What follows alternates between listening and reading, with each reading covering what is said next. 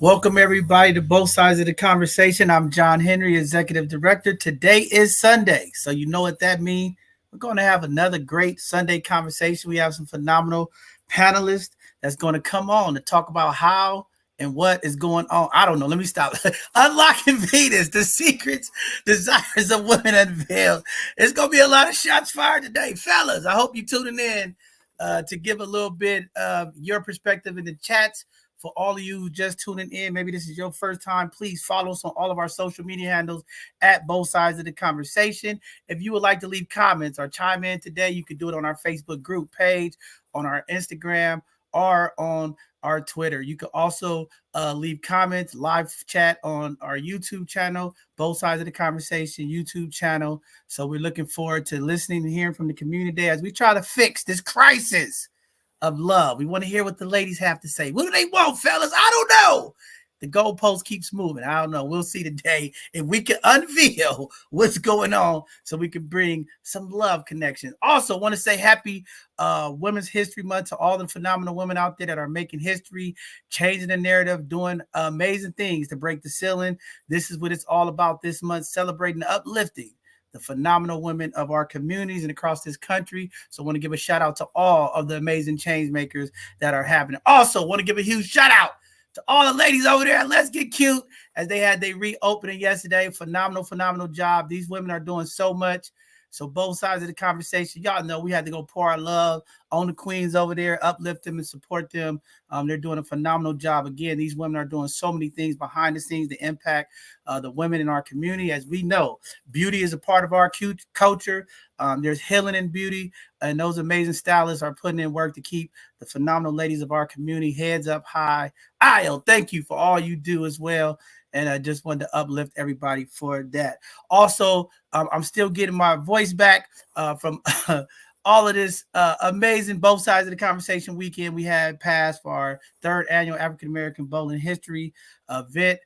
It was phenomenal. Folks are still calling me. Thank you. Now, you know, some haters out there. Oh, you guys are, hey, check this out. All the phenomenal folks that came out. Thank you all again. And I just want to put this out there to the community this year. See, we gonna be the bigger person of Black History Month next year. So we're going to be moving our annual bowling event to the second weekend of March next year, just because there's so much going on for Black History Month. I mean, even though we had over 900 people at our bowling event, the Black Joy Parade was going on. There's a number of other events going on, and it's just a lot. And I don't want to compete with the other entities and organizations that are doing amazing things to highlight Black History Month. So we're gonna be moving our event out to the second week of March next year, just to let folks. Cause I was even mad I couldn't make it to some of the events in the community, and I need to be there. It's very important for our organization as well as me to be a part of some of the amazing things that are taking place in honor of Black History Month. Also to all of our Asian American API folks as they celebrated Chinese New Year's. A lot of those events I wasn't able to be at because of our event. So we're going to go ahead and move our event next year to the second weekend of March, just so that we're not pushing and fighting, and we'll make sure that all of the folks get an opportunity to get out. So many folks called me and was like, man, I saw the videos. I wanted to be there. And unfortunately, we're going to move it just to help our community. So with that being said, Brother Mark, Io, how's it going today? Y'all ready for this conversation today? Somebody talk to me. What's going on with y'all? Sister Io, I'll let you go first. This is the ladies' night.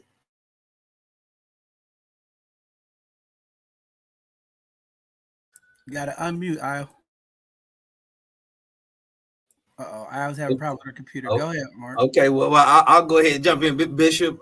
First of all, again, thank you for the event. I am literally, I'm still getting posts and stuff. People are really impressed by the way you poured into the community and worked with everybody, and so thank you again. I was inspired by that weekend.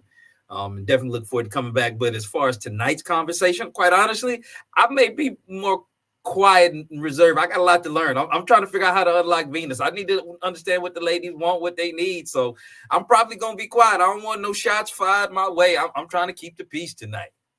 Mark, you mean to tell me you really want to know this? I don't know. See, I okay to unmute. She's already being silent before the start. I don't know. Yeah. I got to restart and come back. We That's have all right. Wi-Fi issues today. This storm is bringing so much chaos to the community. It was freezing last night. It's raining, so I know there's a lot of trees and stuff's going on. But yeah, it's been a nice rainy season here in the Bay Area, here in California. They can't say we in a drought no longer. Okay, it's been raining every day. Okay, so we gotta uplift that.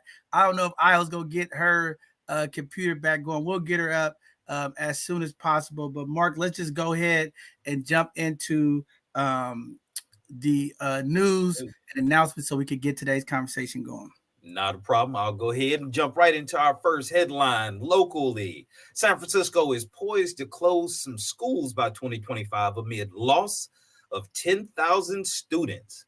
The San Francisco United School District is facing a loss of nearly 10,000 students and a budget shortfall.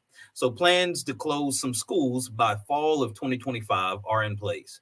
Superintendent Matt Wayne emphasized the need for resource realignment to create a better school portfolio. The district will undergo an 8-month process to settle criteria for closures, ensuring decisions don't disproportionately affect disadvantaged students. The final list of schools will be announced in August, with the board vote expected in December. The move aims to address declining enrollment, financial challenges, and underutilized facilities.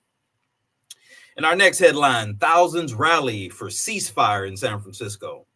Thousands rallied in San Francisco's Harry Bridges Plaza for a ceasefire in Gaza as part of an international call to action. The protest followed a recent attack in Gaza where Israeli tanks fired on Palestinians waiting for food, resulting in over 100 deaths and 700 injuries. The rally demanded an immediate ceasefire and actions to prevent further violence. The Euro-Mediterranean Human Rights Monitor reports over 100,000 Palestinians have been affected since Israel's military siege in Gaza has intensified in October. The rally was also supported by American Jewish communities concerned about hostility towards their community. Also in the headlines, commemorating the Bloody Sunday, hundreds gather in Selma to honor civil rights foot soldiers. Hundreds gathered in Selma, Alabama to commemorate the 59th anniversary of Bloody Sunday. It was a pivotal event in the civil rights movement on March 7th, 1965. Activists marching for voting rights were brutally attacked on the Edmund Pettus Bridge.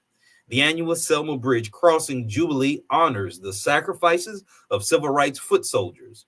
Attendees included Dallas County's first Black probate judge, Jimmy Nunn, and Deshaun Scarborough of the Arkansas Martin Luther King Jr. Commission.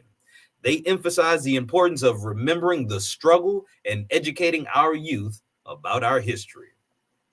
And our final headline, cannabis use is tied to increased cardiovascular risk. A recent U.S. study found a statistically significant association between cannabis use and adverse cardiovascular outcomes, independent of tobacco use. However, the study has limitations, including self-reporting and a cross-sectional design. Despite this, researchers believe cannabis use may be a risk factor for premature cardiovascular disease. And the study published that in the Journal of the American Heart Association, analyzing data from the Behavioral Risk Factor Surveillance System. It included over 434,000 individuals from ages 18 to 74 years old with daily cannabis use was linked to an increased risk of myocardial infarction, stroke, and a composite of coronary heart diseases, myocardial infarction, and stroke as well. The association persisted even among individuals who have never smoked tobacco. So those are the headlines, Bishop. You know what's going on. Well, we got Sister Isle back. She can say what's up to the people and then get into the events. Yay! I'm back. Yeah, I don't know what that was, but we definitely have been having that rain on and off all day today. So Hopefully, it lets me stay with you guys. Yes, this weekend was amazing. Thank you so much, John Henry, for showing up yesterday. Our grand reopening and also our launch of our new Beneficially Cute products. It was amazing. A great day in the community, bringing everybody out, not just women, not just children, but everybody, every color, creed, and ethnicity were there. And it was very, very great day to have yesterday. So without further ado, we will get into these events. Five Keys Schools hosts Google Workspace Workshop Series Tuesday, February 6th through March 5th, and Thursday, March 7th at Southeast Community Center. Morning and afternoon slots available. See info below. The National Coalition of 100 Black Women San Francisco presents the 19th Annual Golden Girls Hats and Gloves Tea, March 9th, 12 to 3 p.m. at the Fairmont. Explore the annual SFCD Information and Resource Conference 2024 happening on March 9th, 9 a.m. to 3 p.m. at Balboa School, 100 Cayuga Avenue in San Francisco. Celebrate at the Harriet Tubman Day Brunch and Underground Shiro Ceremony hosted by Because Black is Still Beautiful and Stand in Peace Sunday, March 10th, 11 a.m. to 2 p.m. at the Southeast Community Center. Join the Society for Cultural Advancement for Rise and Thrive, a free community impact event on March 16th, 1:30 to 4 p.m. at AAACC, focused on financial empowerment, home ownership, entrepreneurship, wealth building, and investing. Refreshments will be provided. Attend a reception with Mayor London Breed on Thursday, March 28th from 6 p.m. to 8 p.m. Support the re-election of San Francisco's Mayor London Breed. Announcing the Mr. Q 2024 College Scholarship in remembrance, of the Life Well Lived Scholarship for high school and college students who are interested in public health or related fields. The deadline is March 31st. River of Life Church is accepting signups for River of Life Code Spring Session 2024 on Mondays and Wednesdays until April 3rd from 4:30 p.m. At River of Life Church. Learn computer skills, coding, and building and engineering. Join YCD Bridging the Gap and Bay Area Desperados for WAGA 19, the War Against Gun Activity 19-year anniversary on April 13th, 10 a.m. to 5 p.m. at Bayview Opera House. All ages welcome for live entertainment and food. Mark your calendar for Hip Hop TV's first annual Fashion and Art Gala 2024, honoring Chantel Herden on April 27th, 6 to 9 p.m. All proceeds will benefit Chantel's children. Join the Neighborhood Emergency Response Team, NERT, for full training March 26th through May 1st, 9 a.m. to 1 p.m. at San Francisco's Fire Department Division of Training. Tickets on Eventbrite. Attend Estate Planning 101 with HERA, second Thursday monthly, February 8th through June 13th, 12 p.m. to 2 p.m. at Booker T. Washington Community Service Center. Registration is required. Opportunities for all offers career exploration and workforce development for San Francisco youth and young adults ages 13 to 24 living or studying in San Francisco. 2024 Summer Opportunities, programs and camps for K through 8 kids, over 160 options for learning, engagement, safety, and health. Ready for fall school. Click for the details. DCYF Youth Opportunities, ages 14 to 24. Explore the opportunities for youth portal for summer jobs, internships, and more at SF for ages 14 through 17. Watch for paid summer jobs opening in March. SOS Cities is Mine Tech and Sports Camp, April 2nd through November 26th, various times and locations for children 7 through 16. APRI is hiring a Community Innovation Lab site manager. To apply, please see the link below. Kids in the City presents Hair 101 workshops Saturdays, 1 to 3 p.m. at Chase Center. Youth 7 through 17 learn about unique hair. Supplies will be provided. Please register at the info below. Join SECC at Hungry Cafe, 8 a.m. through 4 p.m. for co-working, eatery and social space with delicious bites and local coffee at Southeast Community Center. San Francisco OEWD and Renaissance Entrepreneurship Center offer business support services for small business entrepreneurs in Bayview and Fillmore, San Francisco. Join the dream team to buy, sell, trade, side swap, and co-sign sneakers below market rate. Minding Our Own Black Business Initiative by BWOPA Tile honors Black women entrepreneurs. Nominate your favorite Black women-owned business. DKI's Senior Home Repair Program offers up to $50,000 forgivable loans to low to moderate income seniors and disabled homeowners in distressed San Francisco neighborhoods. San Francisco Human Rights Commission hosts regular bi-monthly meetings on the second and fourth Thursday of each month at 5 p.m. in San Francisco City Hall, room 416. Attend in person or via Zoom. Fathers to Founders Child Support Clinics every Tuesday and Wednesday, 11 a.m. to 2 p.m. at 232 6th Street in San Francisco. Get guidance on child support debt, license holds, custody, and visitation rights. DKI's Down Payment Assistance Loan Program offers up to $500,000 for down payment assistance and up to $30,000 for closing costs. Connect with housing counselors, lenders, and realtors. Walter's Wellness Group hosts Sip and Paint every first, third, and fifth Friday. Unwind and set the tone for your weekend. Fueled by tea, creativity, and grounding. Hosted by Dr. Kathia Walters and her team. Join Fathers to Founders for Fatherhood Reimagined Therapy Group every Tuesday, 6 to 7:30 p.m. Food will be provided.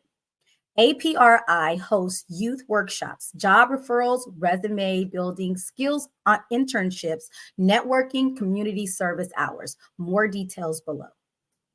Fillmore's Friday Night Market, every Friday, 4 to 9 p.m. on O'Farrell Street between Fillmore and Steiner.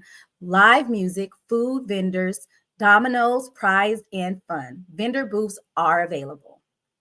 Ongoing vaccination site offers COVID-19 boosters and monkeypox antiviral pills. See times and locations below. The Community Living Room offers free breakfast and grab-and-go lunch Monday through Friday at City of Hope Cafe. San Francisco offers Financial Empowerment offers free confidential 101 smart money coaching, financial guidance in English and Spanish, available to anyone living, working in San Francisco. Be a mentor with San Francisco Unified School District, mentoring for success. Sign up to volunteer as an individual or group mentor district-wide. Would you like to promote your business, nonprofit, or community impact? Sign up for our Hidden Gems show. Share your expertise on our Educational Thursdays and be a panelist on our Sunday conversation. Keep up with both sides of the conversation's latest shows and community outreach events. Follow us on all social media platforms. You can also subscribe to our newsletter at bsotc.org. BSOT welcomes volunteers to join our mission to uplift and support the community, make a positive impact, become a volunteer today. BSOT invites your support for our podcast and community engagement. Please explore our donation links. Your generous contributions will greatly aid us in enhancing our programming.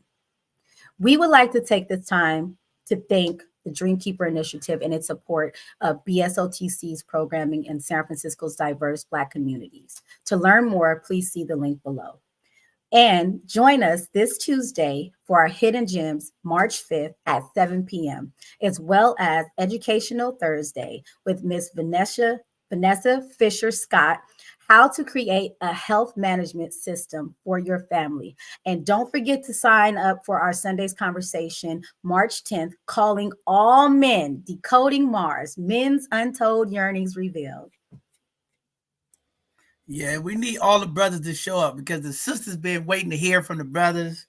I need all my fellas, sign up so we can have a great conversation to address some of the things that's going on in Mars. All right.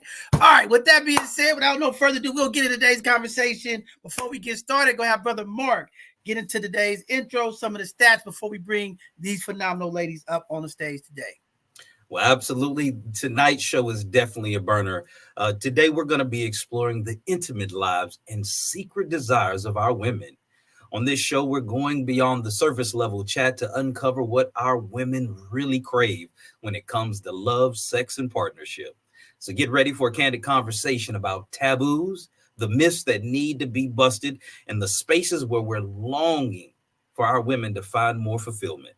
It's time to peel back the layers and unlock Venus.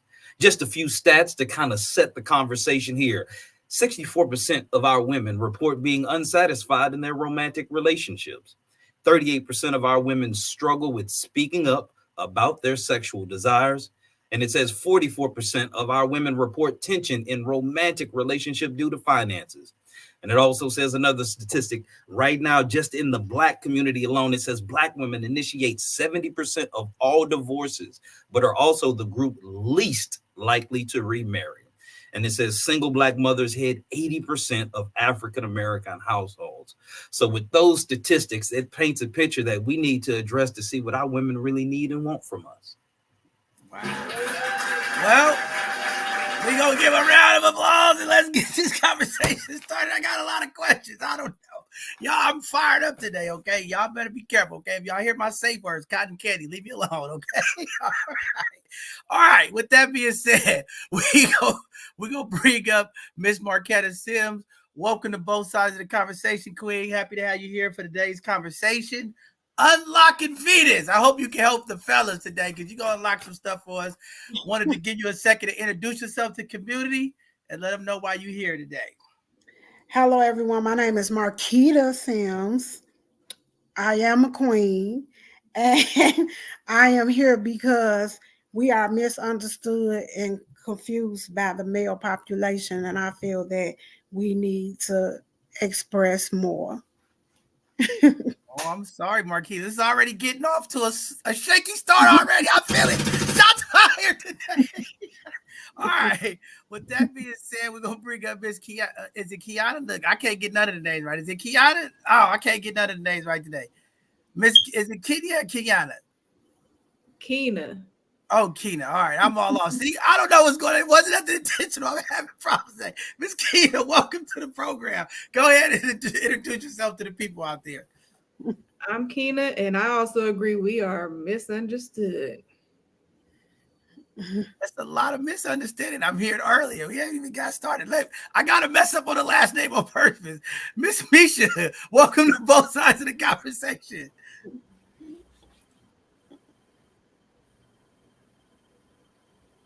Can we hear her? I think her mic is not on. We can't hear you, Queen. Can you hear me now? Yeah, we can hear you now. It's a little fuzzy, but we can hear you now. Can you hear me now? Yes. Can you hear me? Okay. Yes. Awesome. My name is Maisha, and I do believe we are misunderstood and misquoted as well. Woo, there's a combination of misunderstanding, misquoted community out there in the comments. I need to hear from y'all. Let's get active.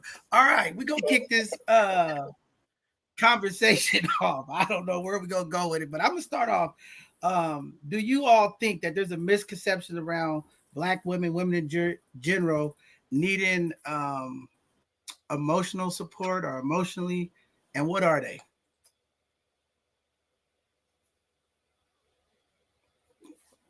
The needs of the queens. Where is the needs at? Don't everybody speak at once.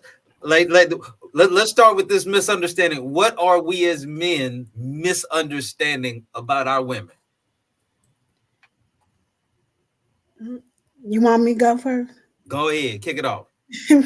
Well, hello, everyone. My name is Marquetta Sims, and I believe that we're misunderstood because the factors of emotional support is that they don't take the time to actually hear us out.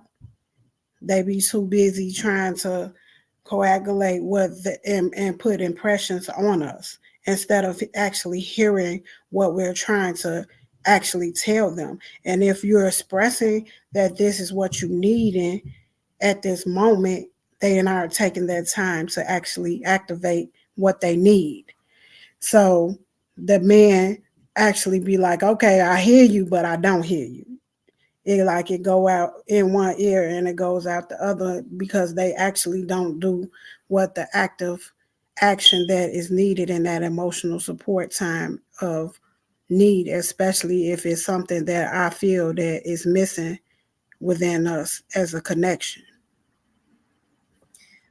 I feel that um, to piggyback off what Miss Nicole just said in the comments, the misconception is more so is us understanding the logical men, right? Men are logical.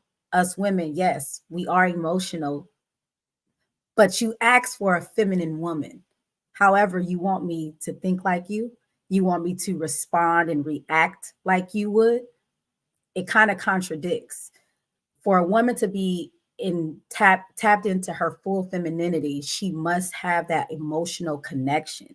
Now, to it's a lot for some of us women, especially us independent women, to show that vulnerability, to break down those walls, right? So when you finally do and you open up and you have that conversation, or you are being vulnerable and emotional when responding or having communication with your partner, it kind of has a wall up because men are logical. So they're like, no, 1 + 1 is 2. It's not, there's no other explanation. However, as we see is in math today, they have a whole different way of getting this same equation. Us women are a little more complex than just cut and paste. So for us to be able to give you our full femininity, we also have to know that we're in a safe space to be vulnerable with you enough that if I'm not able to think logically or respond logically like you would, are you able to tap into your emotions and come on my side and say, okay, you know what? I hear you. I see you. I respect you. And not just shut us out because we're not cut off like y'all.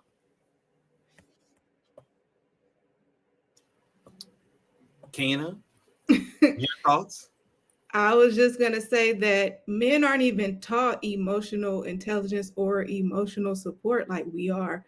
We're taught that, oh, the man goes out, he's working, he's providing for the home. So when he come home, you be his peace, you be his emotional support. But men aren't taught to be that for us. So they don't even know what the word means. They don't even know what that phrase means. What does it entail? What should I do? They don't know what that means. And so we can't expect them to know something that their mother or their grandmother didn't teach them. I'm not obligated to teach you that. The women that came before you that raised you up should have taught you that. And if they didn't, then maybe you should go seek therapy, which they also don't do. But I don't have to teach every man that I encounter how to have some emotional control or to support me emotionally. Okay. Sister Maisha, your thoughts?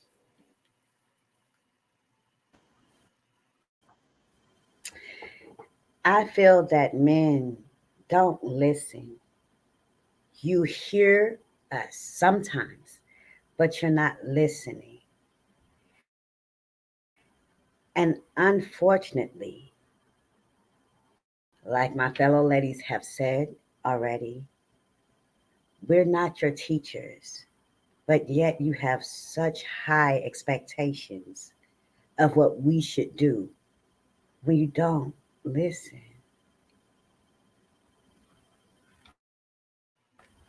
So, and again, I guess I'm speaking on behalf of the male delegation here, who actually want like we have a sincere desire to understand you better.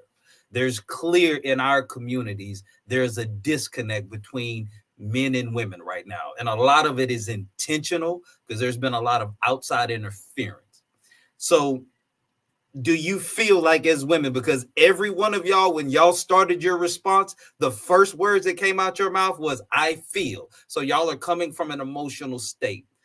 And of course, as a man, I'm trying to understand this. So I'm trying to think through how you're feeling to understand how do we connect with that if we're trying to. What advice do you have? Because again, we want that full femininity that Io mentioned, where most of us are not looking to abuse or misuse or mishandle our women. And like Miss Keena said, a lot of things we weren't taught. and it's not native or natural to us to communicate or empathize or emote the same way women do. So, in your opinions, lady, how do we bridge the gap of misunderstanding for those of us who truly want to be able to unlock you? I think we have to learn our partners though, because just like in school, everyone doesn't learn the same. So, how can we teach you to listen, right? Like she said, you're not listening.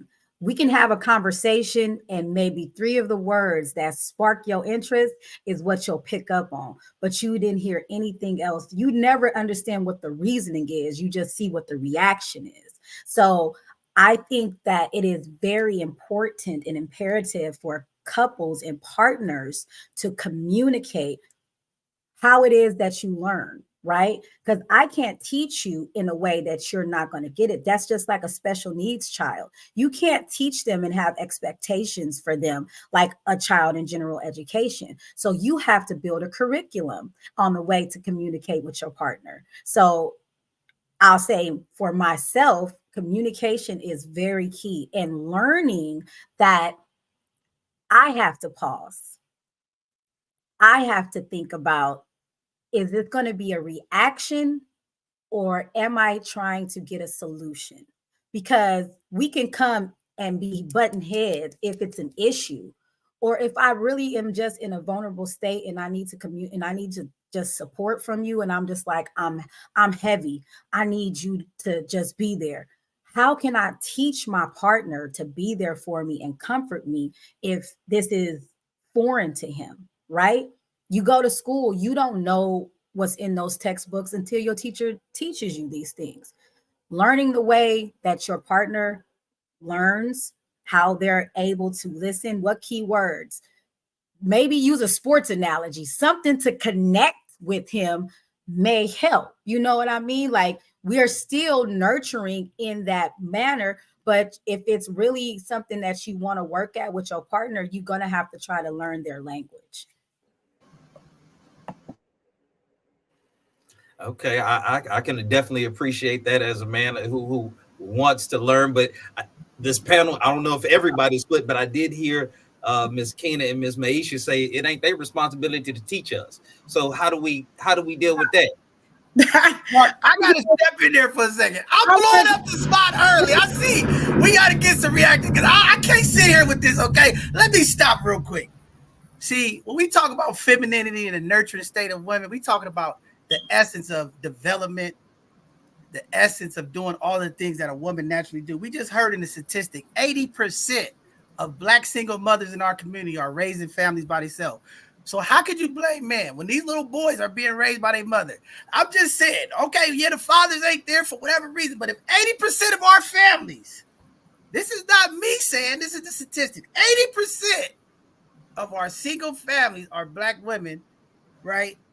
Y'all are the number one impact, number one influence on the young men and women that you raise in our community. How can we put it all on the man? Yes, we take accountability. We have to do our work. But when you say our mothers are not teaching them, or you didn't get it from women early enough, I'm trying to think, well, where's these men at and who are they getting it from? Because 80% of our families are being raised by women. So it sounds like our women ain't doing a good job of raising our young people. We got to start there first. I'm just going to put it back. Hold on. I see you coming, Marquita. I keep hearing y'all talk about listen, right? Men need to listen. See, I think men have been listening for a long time, and we've come to this point of like, we don't want to listen no more because it's not getting to us. And part of it's not getting to us because when you guys talk to us, we got to go through the 50 miles to get to what the issue is, right? We just want to get to it. I don't want to hear about what Cillian did, and this is why I had to do this. And then it came back. I don't want to get to the point. You want me to understand, you give me what it is. I don't need this long, drawn out story. I don't need this long, drawn out communication. Well, when I grew up, I need facts. Get to the point. I don't want to listen to all of that. I don't have time for that. But I'm going to pass it to you, Marquita. Come in. I'm not accepting that, King. You're going to accept accountability because, for one, for certain, and two, for sure, it's not that it failed. Like we was talking about earlier, impressionable surroundings in your community and everything else. It's not just the parent, because I can rear you up good, and then the society around you also create this atmosphere that men don't supposed to cry, men don't supposed to do this, men don't supposed to do that, men don't supposed to do that. So when you get all these things that men don't supposed to be doing, and when you get with a real woman and you create this atmosphere, we have to learn each other love language. I agree to disagree with them that we don't need to learn our partners us, because we do need to learn them us, because as a person, every person is different and unique and individuality. So just because Susie hurt you, that don't mean that I'm finna hurt you. And when we sit down and listen to y'all issues and problems, because y'all be talking about Joe Blow, I'm tired of that nigga, and ooh, y'all getting y'all feelings and emotions and stuff, and we tag along that, and we take it upon our shoulders because you are our man, and that's our love language, to actually hear you out and activate that we're having active listening. So when we saying listen, it's the active listening part. It's not saying that you're not going to hear us, because you can hear us all day, but the active listening and knowing that we're having a problem right here.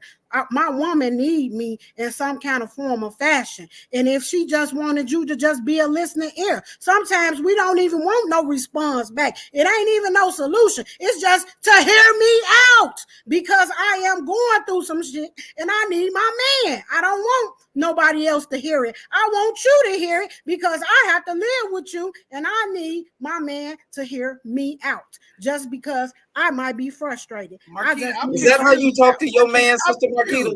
I'm confused. No. You can't tell me to listen to you, and then I don't have to say nothing. What about listening? For women, he just came for women, so I had to defend the women. Well, can I ask? Okay, can I ask you a question, Miss Marquita? Is that how you talk to your man? No, no, no, because I'm just letting him, I'm explaining to him, this is what I'm talking about, because he's saying we don't get straight to the point. It's the thing, it's not the thing of that. We probably just needed to express ourselves. It's the allotment of just hearing us out. It ain't even about, sometimes we don't even want you to say nothing. That's the part. Active listening, to just see, like my baby going through something right now. She just needed a space to be that, you to be that safe space for her. And is that how your man handles it? Like when you need to vent, he just sit there and listen, and he like It's like, is that how yours work? I mean, he hear me, but that's what I'm saying. He can hear me all day. It's the active listening part. Did you take heed that I am really going? So let me just go on and take you out. Let's do something different today. Let me run you some bath water.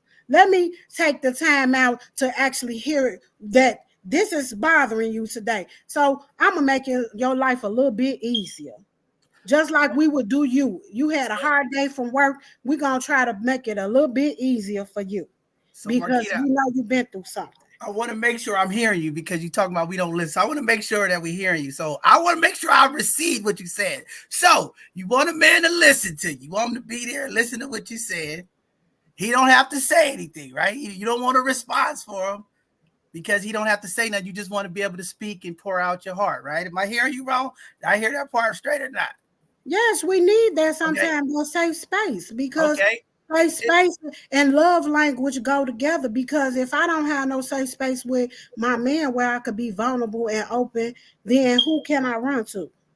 So let me make sure I understand for the community out there. When we talk about safe spaces, because here at both sides of the conversation, we have an understanding what safe spaces, a place where you can be vulnerable, say what you need without the threat of being harmed or, being talked about or judged, right? So that's the safe space you're talking about. Okay, I just want to make sure I'm going to say safe space. Now, after that, after you don't want me to say nothing, you want me to be a mind reader and understand that you just want the bathwater run.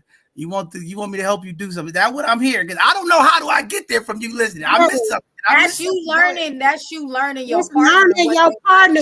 Like if she exhausted, your partner's schedule at all times, just like she's gonna learn your schedule. And if she see that you tensed up or you something going on, my baby ain't acting the same or something. Let me run his bath water. Let me make sure that he got something to eat in him. Something is going on with my baby. Let me hear him out. We will do that for y'all. That's what I'm saying. If you see that she's frustrated in some kind of format or formulation, something should click with you in that love language. Like maybe just take her on something. Just let's have a dinner, me and you. Let me cook you dinner instead of you always making sure that I had a meal. Something just click in your head to make sure that you make the environment a little bit easier for your partner. Marquita, we're not wired different. Sometimes it don't click for men. That's what we're here to tell you. Sometimes it just don't click. Some of the things that y'all desire, it just doesn't click for men because we're not in that same box. Some men are a little bit more attentive than other men, right? But when you got most men out here that's doing what they do, it is hard to pick up on all those little details. Right? It did sometimes when we pick up on those details, we got to get a lot of flack.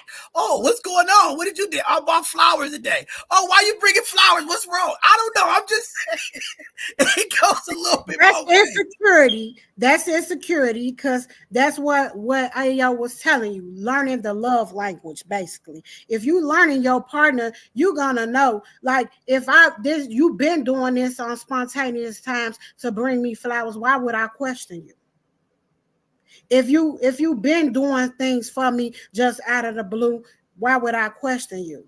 If it's something in our love language and we learned each other, you don't have to question. That's some insecurity stuff when that becomes like that, because that now the lines of communications is broken and that love language is gone to chivalry because it's not there anymore. Because when I have to question you about anything that you're trying to show me, any type of affection or love or any type of space that make me feel good about myself as the queen and you're the king, it shouldn't be no questions when you didn't learn your love language with your partner.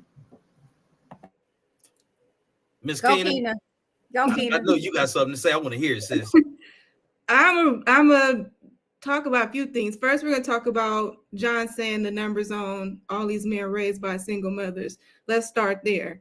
You have single mothers that took care of the kids by themselves. They had to go out and work all day. When they came home, there was no man there to be the active listener. So who were they talking to? Their sons, or just not having the energy and the time to really deal with anything emotionally at all with their kids. So you have adults who now they got a woman in their life that say, I just want you to listen to me. He been listening to a woman all his life. He tired of that. He don't want to come home from work and listen to you.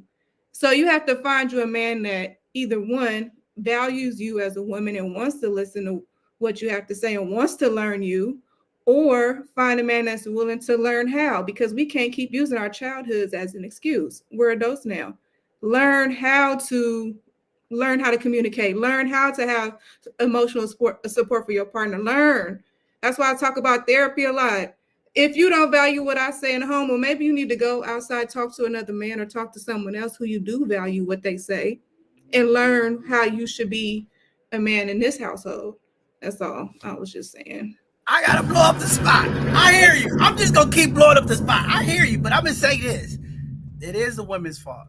We have to put that on the women, because if you 80% is raising the young brothers and sisters, and these young brothers that turn out, because everything y'all talking about today was created by the women that raised them. Okay. So I just want to put that out there, because a lot of times, not saying that the man wasn't there, but if it was 80% of men raising our children, there will be, for the young brothers, more masculine men, more alpha males, more brothers that's out here standing on business. But what's happening? We have a bunch of simps out here playing on emotional women, not being able to stand in their masculine energy because they adopt the femininity. Okay, I'm telling you how much impressionable these single mothers are to our young people. I work with young people in juvenile hall. These young brothers emulate the things that they see from their mothers. They laying on the couch, talking on the phone, twisting on their hair. They gossiping. They doing all of the same stuff that they see from the woman. So when I say they're very impressionable, these young people, especially the young males, they are watching you. And if you are in the house and you're not giving them that, they're displaying everything that they see. I see it all day, every day. Again, just being honest, that's just what it is. I can't help it. It's not an attack on women. It's the truth of an observation that is happening in our community. So we got more beta simp males walking around than we have alpha males with masculine energy operating on principle because of the damage that's being caused in our single households. Come on, Maisha. I see you coming. Shots fired.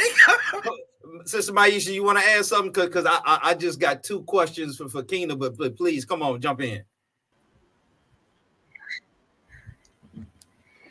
Okay.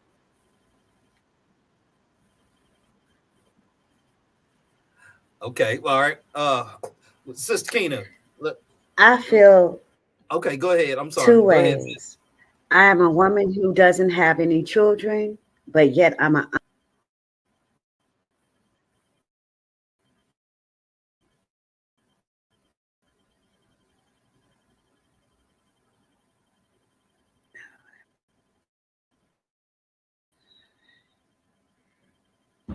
I think her camera mic is. Did you freeze up? Can you hear me? Okay. We can hear you now. We can hear you now. Yes, ahead, I did. sis. Can you hear me now? Okay. Yeah, you broke up. Start over. So I'm an aunt to many nephews and nieces. Okay, can you hear me better? This rain. I like to say I'm an aunt to many nieces and nephews. I teach them both the same. I don't how a young man should act and how a young woman should act, right? So I don't believe that it's okay to have. I don't believe that should be the excuse. I was always raised to treat someone how you would like to be treated. So if I enter a relationship, I'm going to talk to that young man about the things I like and dislike. So it starts that conversation of learning what my emotional needs are, and I learn what his emotional needs are. We can't sit there and say that it's okay not to listen to one or feel, as women, we are natural storytellers. When we read stories to our children, we tell them stories. We're making this whole thing for them. So if I come home and I say to my man, I've had a really rough day. I just need you to listen. Yes, I may like some input, but you listening would be good enough. I don't see why that should be a problem. I don't think it's a problem. Maisha, I want you to get him. I want you to sit him down and say, I just need you to listen to me. And I'm going to get straight to the point. I'm going to give you exactly what I need from you. And then we can move on about our day. I don't want to get the 50-mile story to get to the point, okay? Make sure you have it all bottled up and just say, this is what it is. You impatient. I'm not trying to hear you. Yeah, Bob, where the thing at? So he keep on trying to attack us. No, I'm not trying to attack y'all. This is how brothers want it, right? When we hear about your long day, we're not going to have excuses for kings not to be kings. And now, hold on, Marquita. Not going to do it. Hold on, Marquita. Step in your femininity. I'm talking right now. Hold on. Now you're in your masculine energy, okay? Let me make sure you understand this, okay? Marquita, when a woman is operating in her masculine energy, she's operating in her dominant energy, okay? Don't be dominant, okay? Sit back and let the bishop finish. Then I'm going to get you in there. All right? What is a masculine energy? What is a masculine energy? Just hang in there. Watch out. Hold on, Aya. Hold on.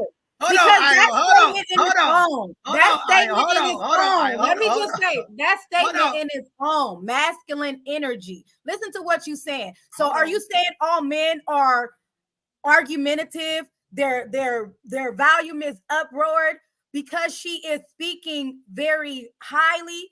That's a masculine energy because she's argumentative. Is that a masculine energy? I don't know that every man. Mark, you are not argumentative. You do not have conversations at a high escalated level like John does. Now, John, that could be your masculine energy in being argumentative and having to be combative. Mark, that is not what I get from you. So when we say masculine energy, are you meaning that she is being defensive, that she is being reactive? Is that what men are, reactive and defensive because of the way that she's responding?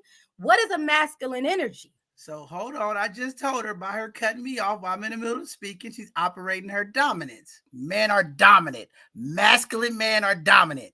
So when women portray or they act out what men with masculine energy does, that's what you have to call it out. Okay. So in your dominance, okay, as a woman, a feminine woman who's operating her natural state or natural energy is not dominant. Women are soft. Women are nurturing. They're not dominant. That's what y'all ask for protection and provision from masculine men. All right. So when you're operating your dominant energy on anything, dominating the conversation, dominating the bedroom, dominating anything, you operate in masculine energy. All right. Men dominate. Women want to be dominated. Okay. I got to get back to Maisha before I lose the thought. So Maisha, yeah, I said it. I'll deal with the community in a second. Okay. But Maisha, I got to get back to you because this is how I want to help you. I want to help y'all ladies out there because this is about unlocking Venus. And I think more men will be able to fulfill your desires if you come at the conversation like this, right? If you had a bad, let's just say, for instance, bad day at work, the boss pissed you off, you got written up, right? Or somebody did something, right? I want you to come to me and say, honey, I need to talk to you. I had a really tough day today. Let me explain to you what happened. I want you to listen. All right. You say, I went to work. Me and my boss had a couple exchanges about a project I didn't get done. Pissed me off. Then he said he was going to write me up. Done. What I don't want to hear is, yeah, I went to work. I had coffee. The boss came in today smiling, acting like everything is cool. Then Debbie came in. We were trying to get our project done. And then, right, we go through this 50-mile statement to come back to my boss is mad at me because I didn't come up on a project. And then he tried to write me up. You get what I'm saying? It's a difference. Do you hear what I'm saying? Did that make sense? If you get to the point, it's more men. I get fellas, get the chat. Wait, but do you see that cycle in its own? How our men are taught to bottle up their emotions, don't speak, don't express yourself. You literally just repeated the cycles, telling a woman, get to the point. We don't want to hear all that long drawn out stuff. That's just like telling the man, you soft if you vulnerable. You soft if you reveal your emotions. You soft. Why is that? Why can't you be ambidextrous? Why can't you be both? Why can't you be masculine and still be able to be attentive?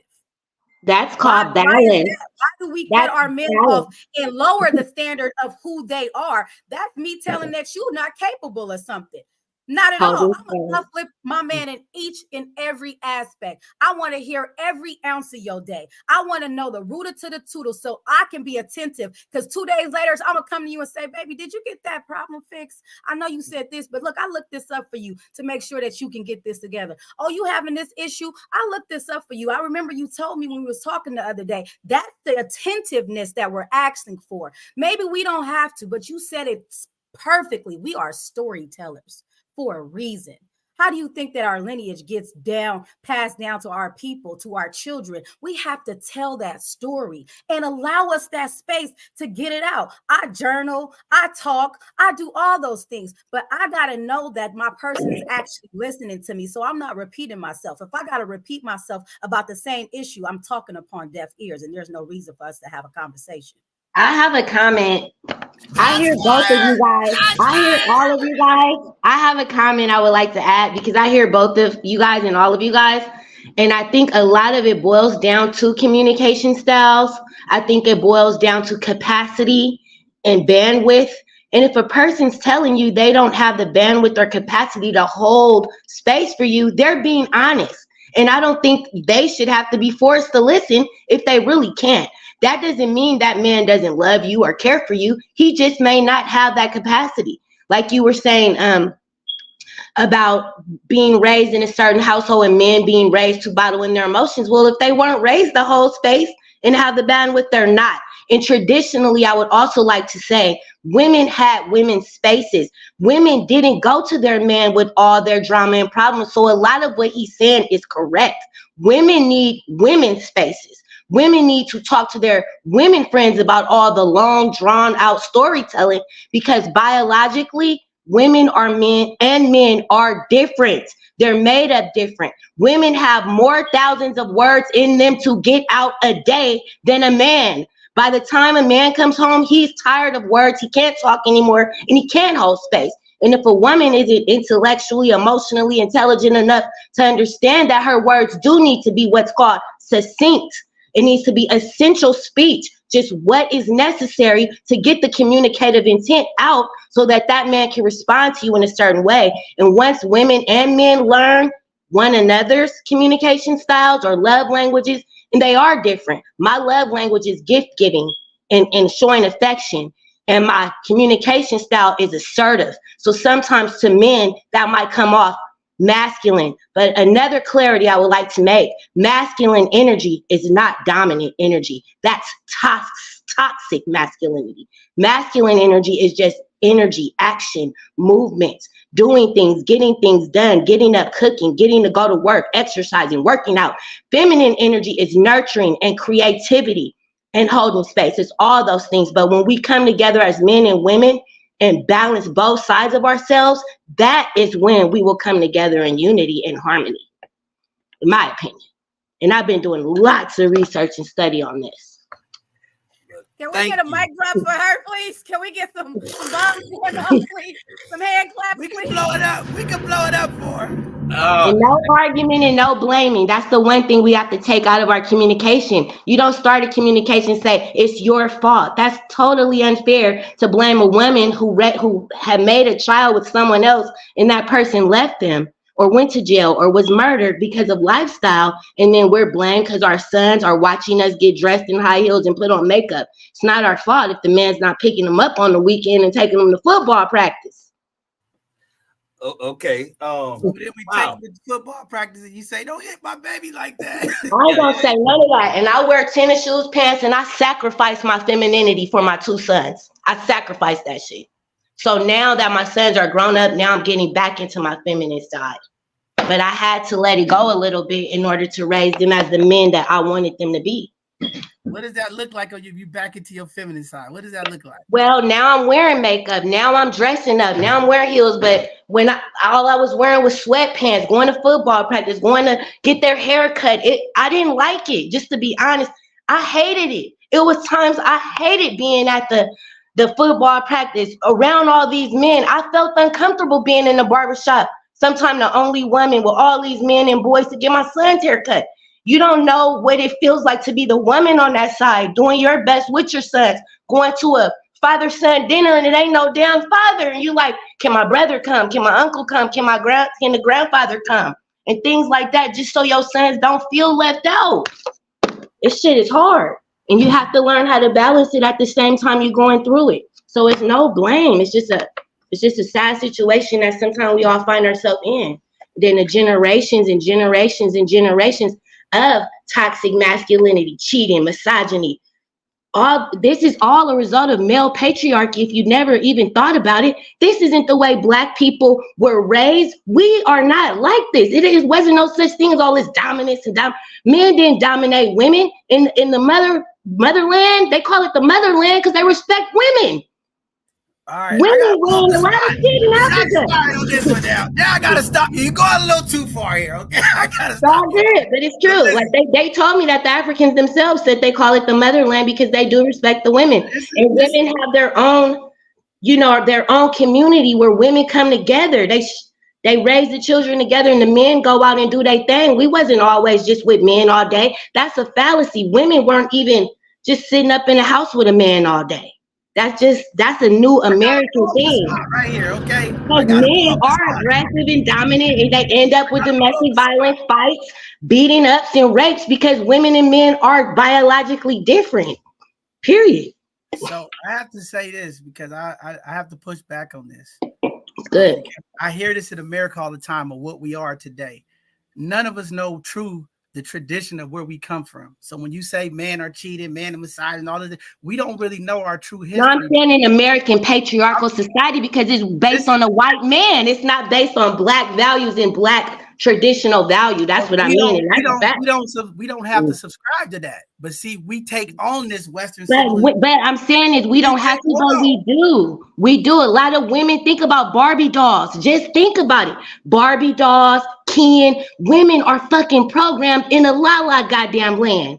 Then we wonder what's wrong. We're subscribing to a lot of American like innuendos and cultures that's not ours, and that's why it's not working. That's what I mean. Like, I'm not blaming anybody, but if you look at it, that's not our culture. So what is our culture? We can't pick up traditional. I hear women say this a lot. They're traditional and traditional. I'm always asking, traditional to what? Misogyny is real. Men had more than one woman. Women had more than one man. Women were together in the community raising kids. Men were out doing their thing.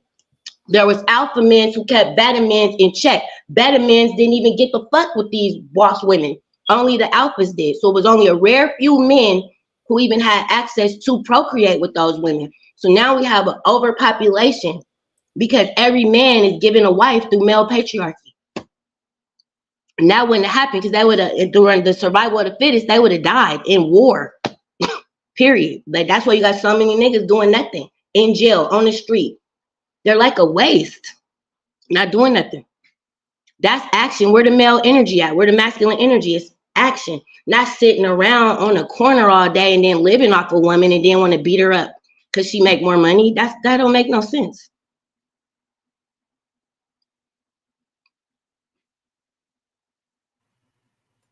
Bishop, you have a response? I'm trying to let her finish. Every time I try to speak, I keep getting cut off. So I'm trying to be respectful to the ladies today. Are you finished now? You call me whole masculine, and I'm not masculine. I didn't say you were. I said don't operate in your masculine energy. When you're dominant, you're operating your masculine energy. That's what I said. I didn't say you were. I said you're operating. All right. But I'll give y'all. I know y'all want the smoke with me. I know y'all coming for me today, but I gotta say this because I'm triggered.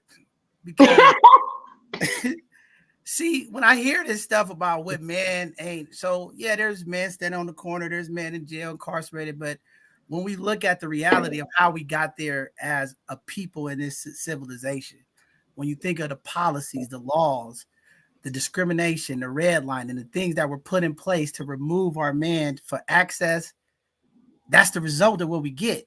And our women, a lot of them, and our community sold out our men for assistance because they didn't want to have a male in the house and they didn't want it to be of obedience to a man. So they chose the opportunity for housing, for government assistance, for all the other things that they felt was, not saying that they intentionally did that, but that's what the end result came, right? So the minute that employers wouldn't give black men job anymore, the minute we didn't get an opportunity to do the things that we need to do to provide for our family, and we know systemically the system has put things in place to divide and break up the black family. It's always been there, so let's not play like it never happened.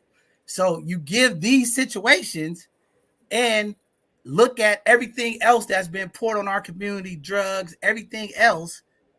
What do you think the result is going to be? Is it going to be anything different? And then now we switch some laws, we make some things change, people get some access, and then all of the mental health, everything that we've been through, okay, exactly. Is now like, oh, it's going to be perfect? No, it's not. And then we have a group of women who are still out here destroying black men, not giving them an opportunity to be fathers, not giving them opportunities to lead, right? Because of their independence and being an independent woman. And I don't need these things that continue to divide our community, right? Because I don't think it's ever going to change until our women and our men understand that we need each other. And it's not about, I don't need a man. So as soon as our women in our community identify with, not that you can't make motion or have success in careers and business opportunities by yourself, we need a man. Okay, we need that partnership for our community to evolve and grow. So it's a mentality thing, right? Then we have to get to the proximity of things that we have access to. Because all I know is I'm here in the Bay Area. Most black communities, there's no access to anything. There's no stores. There's no access to elevated seeing and being. It's a lie. I'm just telling you, it's food deserts everywhere. You tell I me. didn't mean, I thought I was on mic. What I'm saying is we do have things. I'm saying if we focus so much on the negative, we're not highlighting all the successes and achievements we made. We do have stores. It's a matter of us supporting those stores. We do have movements. It's a like this movement. I found y'all. Where do you live I at, look LaShawn? for you guys, Where do you and live I'm at? so blessed I found Where you. do you live at, I LaShawn? live in the East Bay. I'm from Okay. Oakland, East You in the East Oakland. Bay. How many shoe shiners that's black businesses in your community? How Why many? would you say shoe shiners when asking people you, don't how shoe many shine of them? anymore? We're in a I'm modern asking, time. I'm asking you how many black shoe businesses in your community? I know one on Broadway. How many black businesses, black banks are in your community? A black bank? I know about that United Bank in LA, but as far as a black bank, I don't know. And I'm not talking about that. I'm talking about the successes that we do have. You're deterring from what I'm talking about. I'm talking about stores like Mr. Fab. I'm talking about people like soul food people who have stores in the community who we support. Versus, I'm talking about people who have clothing stores in the community instead of going to Fashion fucking Nova and Nike. I'm talking about people who have businesses in our community. I'm talking about your podcast versus some Nick Cannon podcast. I'd rather support my own locally is what I'm talking about. I'm talking about the local farmer. I'm talking about people's grocery. I'm talking about that. I'm not talking about, oh, do we have a bank and all this crap? If we want that, we have to get that. But what I'm saying, what we do have, I support that, and we have to know about it and uplift it instead of talking about what we don't have all the time, because that becomes an excuse. And as far as the women selling out, you have to watch your language. No one sold out nothing when we're all on the fucking bottom and we all scrapping. If they stopped our men from working, what the fuck did that do? It stopped our kids from eating. A woman didn't sell out to you. She had to figure out what she had to do. Her kid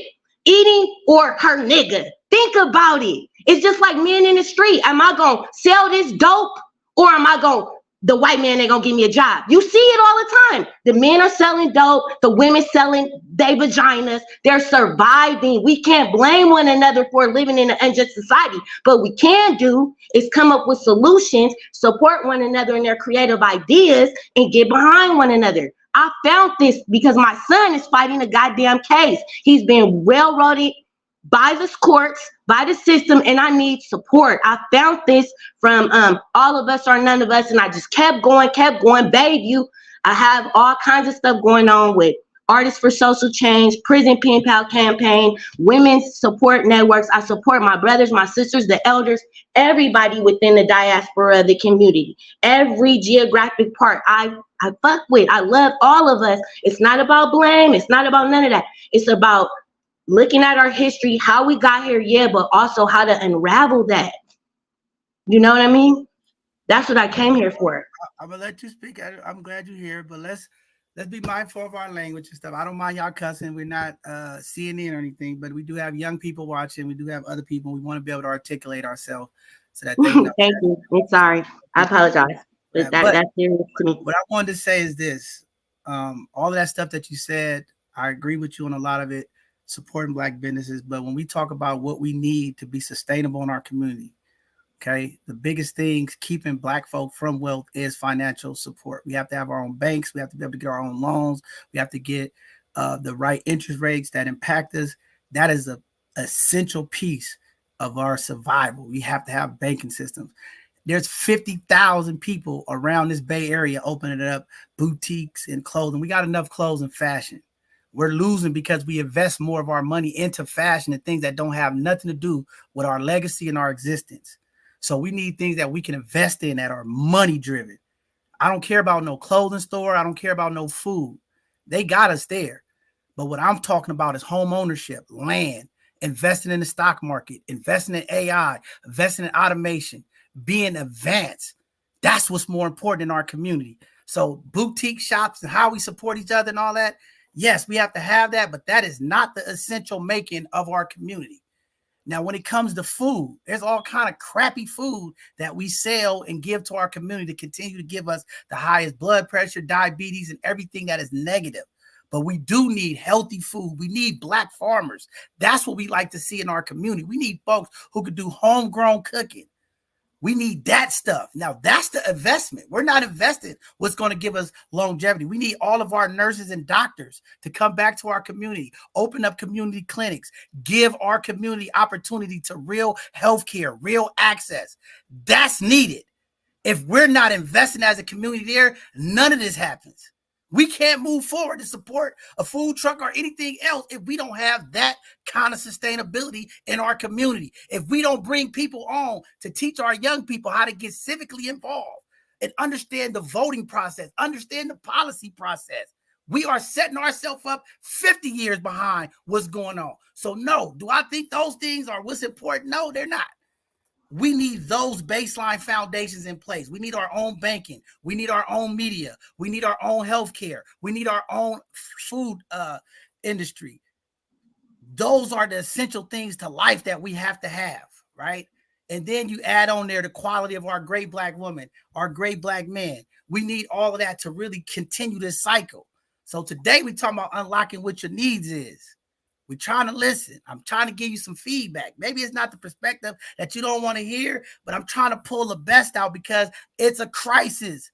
When we talk about Black love in this country, it's a crisis. There's something missing in the communication. There's something missing in the partnership. There's something missed with the device, with the able and opportunity to be able to make the decision to the right person. There's some issues that we got to fix. Radical love is needed now. Today, we're trying to unveil this. I'm trying to get the brothers to understand. They out there listening. I need you sisters to let us know. We're trying to fix it, but don't push back just to push back. Just understand it's all love.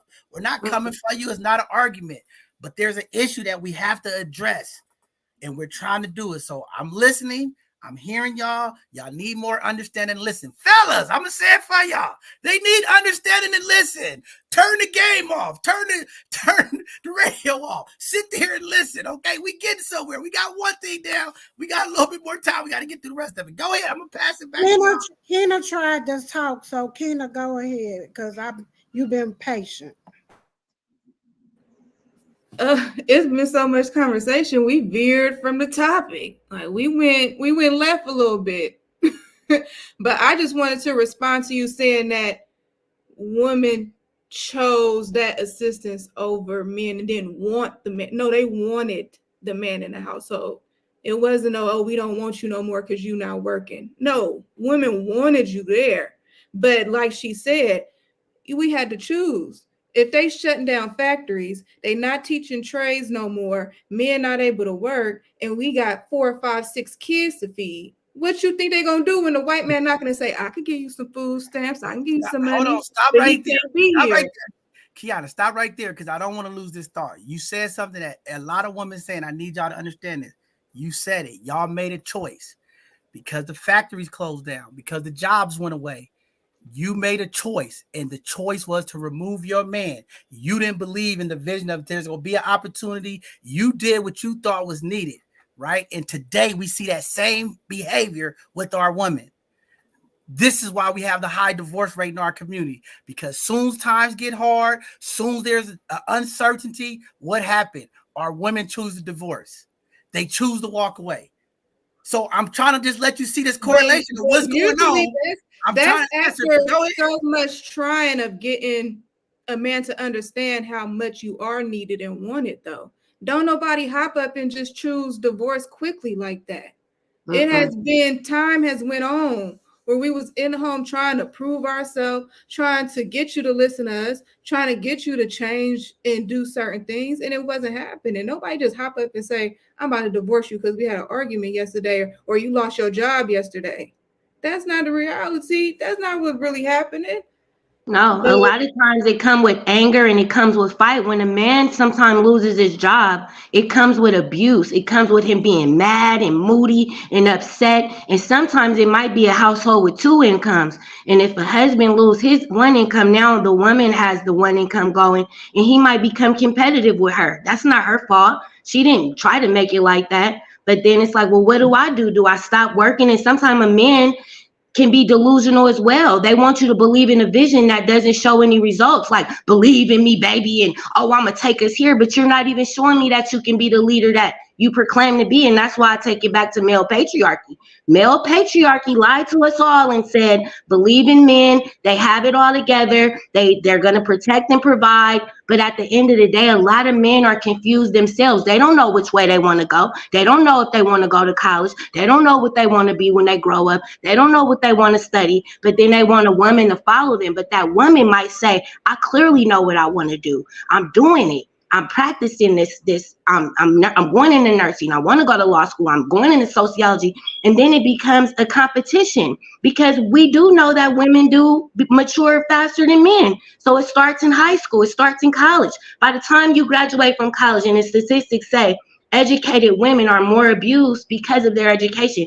They're perceived to be dominant. They're perceived to be aggressive. They're perceived to not need a man. I want a man. I would like a man, but I was raised in my household to get my own money. I was raised in my household to take care of myself, because a lot of times if you don't become self-sufficient just as an individual, you will risk falling into a situation where you will be, dropped, used, or abused, and then you don't have anything at the end. What women learned in the 40s, 50s, and 60s with the men of that era is that they didn't have nothing after. They had all these kids with no money. So the new women were taught by those women, get your own money, be able to leave if anything goes wrong. And some women have took that too far. There's toxic femininity. I don't agree with that. I agree with balance and being in alignment. But we just have to be careful on both sides that this stuff happens. And it's not just one thing that leads up to a situation. It's many different dynamics brewing all together that makes that combustion. So, ladies, let me just ask this question because I want to make sure as a man I'm clear.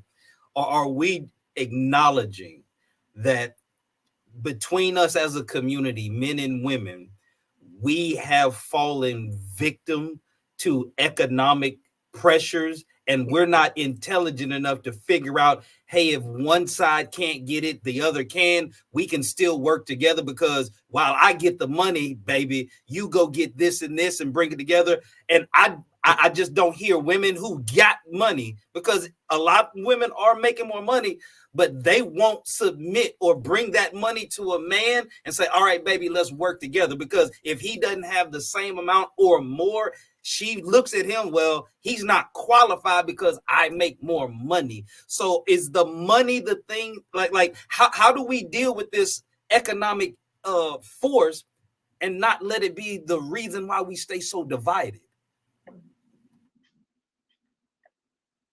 See, I come from a different household. My parents been married going on 54 years this year. So the dynamic in that household was something totally different. I moved from a neighborhood where it was all two-parent households on every block to a neighborhood where my friends were saying, I'm going with my dad. And I'm looking like, why they not going?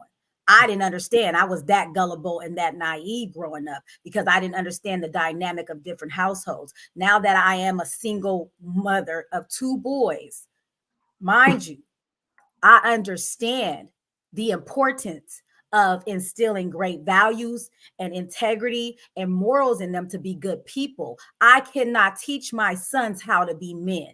No, but the model behavior as a mother that I show them of being a good person is what I instill in them. Now, when it comes to the dynamic of a relationship, I've had my share of ups and downs, goods, bads, woes, and all those things.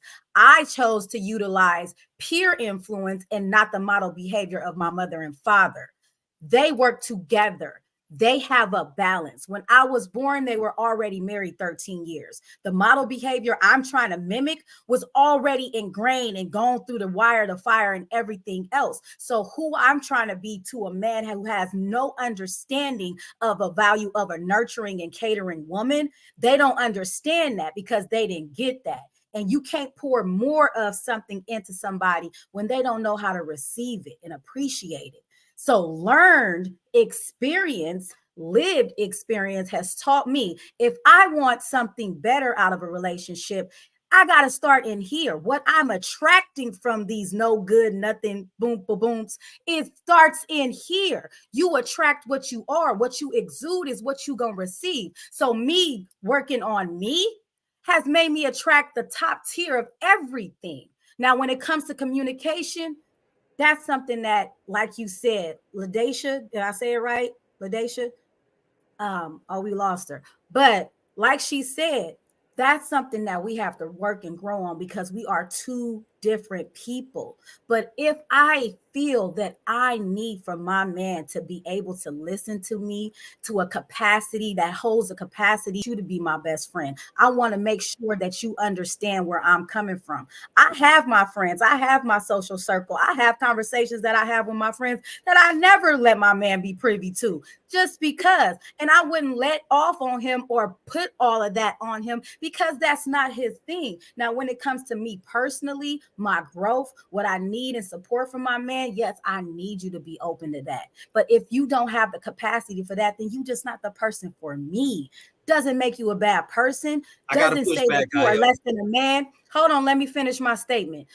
Doesn't make you less than a man in any form of fashion. No, I just feel like you're just not the person for me. What I attract is what I exude. So if I'm attracting these nothing, no good so-and-sos, it's something in me that I need to fix. Now, when you start to attract better and you elevate your inner self, then that's when you come to somebody you are aligned with. You find your person, you find your partner to grow and build. You may not operate at 100% all the time, but I'm going to make sure if you at 20, baby, I'm bringing that 80 with no hold bar, with no hesitation, no hesitation. But also, I got to know that if I'm not operating at my 100%, do you have the capacity to bring me that 80, baby? I definitely agree in the spirit of what you said. But one of the things that I do want to push back, because all of you ladies have said this about men's capacity to be able to emote and understand and listen the way that you desire us to. Because again, men and women are fundamentally different in our capacities. And it seems like our women are asking us to elevate to a capacity emotionally to fulfill y'all in a way that men aren't naturally built for. And the comparison I will make, it would be like me asking my woman to come into the gym and work out with me. And I need you to spot me and lift the exact same amount of weight I do as a man physically, and I know you're not built for that. And if I get mad at you or I say you're not able to do it, then are my expectations of you unrealistic? Just because I want you to be able to lift the same weight I do physically when I know you're not designed for that? Come on, ladies. Give me I hear you. I hear you. And you know what? That's when we talk about meeting me halfway. So your man might not can hold that capacity to listen to the whole drown out conversation, but with time, you guys will learn that. And he might build up to being able to tolerate more. And you're going to be emotionally intelligent enough, ladies, to bring that down a little bit. And remember that that's what you have your ladies for. You have to remember we have girlfriends for that, to talk about all the drama first. Then you hash that out and then go talk to your man. When all the emotionalism is out of it, all the long drawn out stories is out of it, unless you have that type of man that can hold the space. Now, first, back to the money issue. I just want to put out there, many women give money to their men. There's an ongoing joke about tax season and how women give their tax. So let's not play like money's a big issue. Women are naturally manipulative, gullible to men. It's something about the D, it's something about the voice, it's something about the sex appeal that when they're having sex with a woman and they're treating her right and they like, baby, yeah, when you get them texts, we gonna buy this and we gonna do that. That woman is saying, yes, baby. She's sending the cash out, the PayPal, the Zelle. Let's not pretend like she's not. But what one of the women said was what happens is time and time again, we give, and then we're being mistreated. Then we're being lied to. Then we're being cheated on. And that's where I brought this up. Then, of course, we don't want to give you our money. Of course, we don't want to share. And that makes us bitter and angry. And we're like, no. And it's not about attracting what you are, because some of us are high vibrating and we are targeted by manipulative, narcissistic men who will pretend like they're everything you are. And it's called a mirror. And that will mirror you and you'll fuck around, mess around and fall in love with yourself. And then you find out later when the mask slips that that person wasn't who they really said they were. And once you learn those things, of course, you don't want that to happen again. You don't want to be a foolish woman. You don't want to give yourself to a man who's going to do that. So you might be standoffish. You might be bitter and you might not want to date. That's not that woman's fault. She's just trying to be careful. And then if you have kids, you don't want to have 4 and 5 baby daddies. So of course you're going to change. I mean, you should. And that's not everybody or every man. And like they were saying in the chat, a lot of this comes from, surviving, people surviving, and people having kids out of, their inner childhood wounds. You toxic bonding with people, you making babies out of toxic love. A lot of people need to like really not do that. You know what I mean? Because we're just perpetuating a cycle of unhealed people that's causing more and more trauma. And when do we talk about that? It sounds like My desires. It's some accountability for discernment. And I think a lot of people lack those decisions that we all make. We have to be accountable for our actions. You pick the wrong dude, you get 5 baby daddies, and you Right. figure it out. That's discernment. That got nothing to do with me. That's you. You got to look in the mirror and do your work. Mark, Nicole's in the chat. She gonna spot you, bro. Okay, she gonna get you. All right, but I gotta go ahead and get back. I know Misha was trying to say something. I want to hear what Misha got to say because she's been waiting patiently.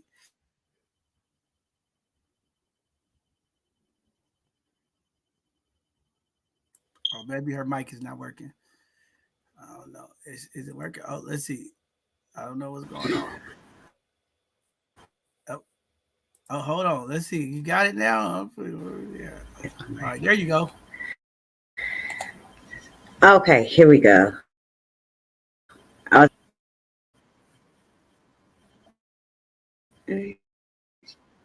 Okay, I was making sure. I feel that it takes two in any relationship. You have to be open to hearing, just like we want the men to listen. So from a woman's perspective, going back to what you said a while ago, John, you stated, I don't want to get to the point of what actually happened, right? The problem with that for me is that may be a part of my decompressing. I may have to go through what led up to that moment. Because if I don't go up to what led to that moment, there may be things that if you give me feedback, if my mate was to give me feedback later, said, babe, now that you're calmed down, when you said X, Y, and Z, maybe this is what turned the table for your boss to respond that way. That's why it's important to give the whole story. And also, I would like to reciprocate that for my mate. When he came in, regardless, I'm going to ask him, how's his day? What's going on? He may not want to talk about it, but I want to be open to that conversation, whether it's a long story or it was just a rough day. I'd rather build partnership than a one-sided relationship. I think that's very beautiful. We got like 30 minutes left. I want to hear some more from you ladies. I heard listening is number one thing. I haven't heard anything else. So to unlock Venus, fellas, listen. Just listen. Don't respond. And then use your imagination after that. Go ahead. What else do y'all want? You was funny, John. I think I want to say something as far as what I would like, what I desire from a man. Like if we were all healed and everybody was coming from that space of like intentional love and respect, I think just mutual respect is what we're all yearning for. And of course, us both and all listening to one another. But more than anything, I think a lot of us from trauma and past pain have closed off our hearts, and it doesn't allow us to have grace for one another. It doesn't allow us to be kind to one another and to really show that affection and love. So for me, that's basically what I want. And like for me, I know that Black people specifically have been through so much trauma over the years and generationally that we hold a lot of trauma and pain within us. And I think that gets in the way of us really having the desires that we want. So for me, I think a lot of it is space to heal, space to process. We don't always know what triggers us and what's good for us and not for us all the time until we actually experience it. And our experiences is what teach us. So giving each other forgiveness and grace. And like for me, what I'm desiring for my brothers more than anything is grace, kindness, and just love and respect, and just being a friend. Like what a friend means. Like before you my lover and we're having sex and we're in a relationship paying bills, if we were just friends, old school, how it was when you were kids, when you really looked out for somebody, when you cared about somebody, when you called on their birthday, when you just checked to see how they were doing. For me, it's like getting back to our humanity of just caring for one another. I don't necessarily need a relationship at this point in my life because I'm actually working on healing some of those childhood traumas and stuff. But I would really just like to see us all get along better. Sorry, get along, yeah. Can we all just get along? And for the kids too, like that we can co-parent with one another for the kids and stuff like that. So Can that's my desires. Go ahead, Marquita. I've been patient with this. I just hold back. Ayo said a great thing, and I just love when we bounce off of each other and piggyback off of that situation. The 80-20 law is always good because that is when you come into the compromise of loving one another. Because learning your partner is so vital because we'll know when to hold and when to fold. Because if you know your partner and you talking about guess, no, it's not a guesstimate because you know what your partner like. You know that she like flowers. So if I feel that she's having a bad day, and I'll just come behind that with that. It ain't guesstimating, it's knowing your partner. Actually what she loves, what triggers her, what is not to be and to be. If I know that I aggravate her with certain things, I'm not finna come into that space when she's aggravated. If I know that I can't do a certain thing that's gonna make her triggered, then I'm gonna remove myself at that point in time. It's not no guesstimate, it's because you know your partner and you know who you're dealing with.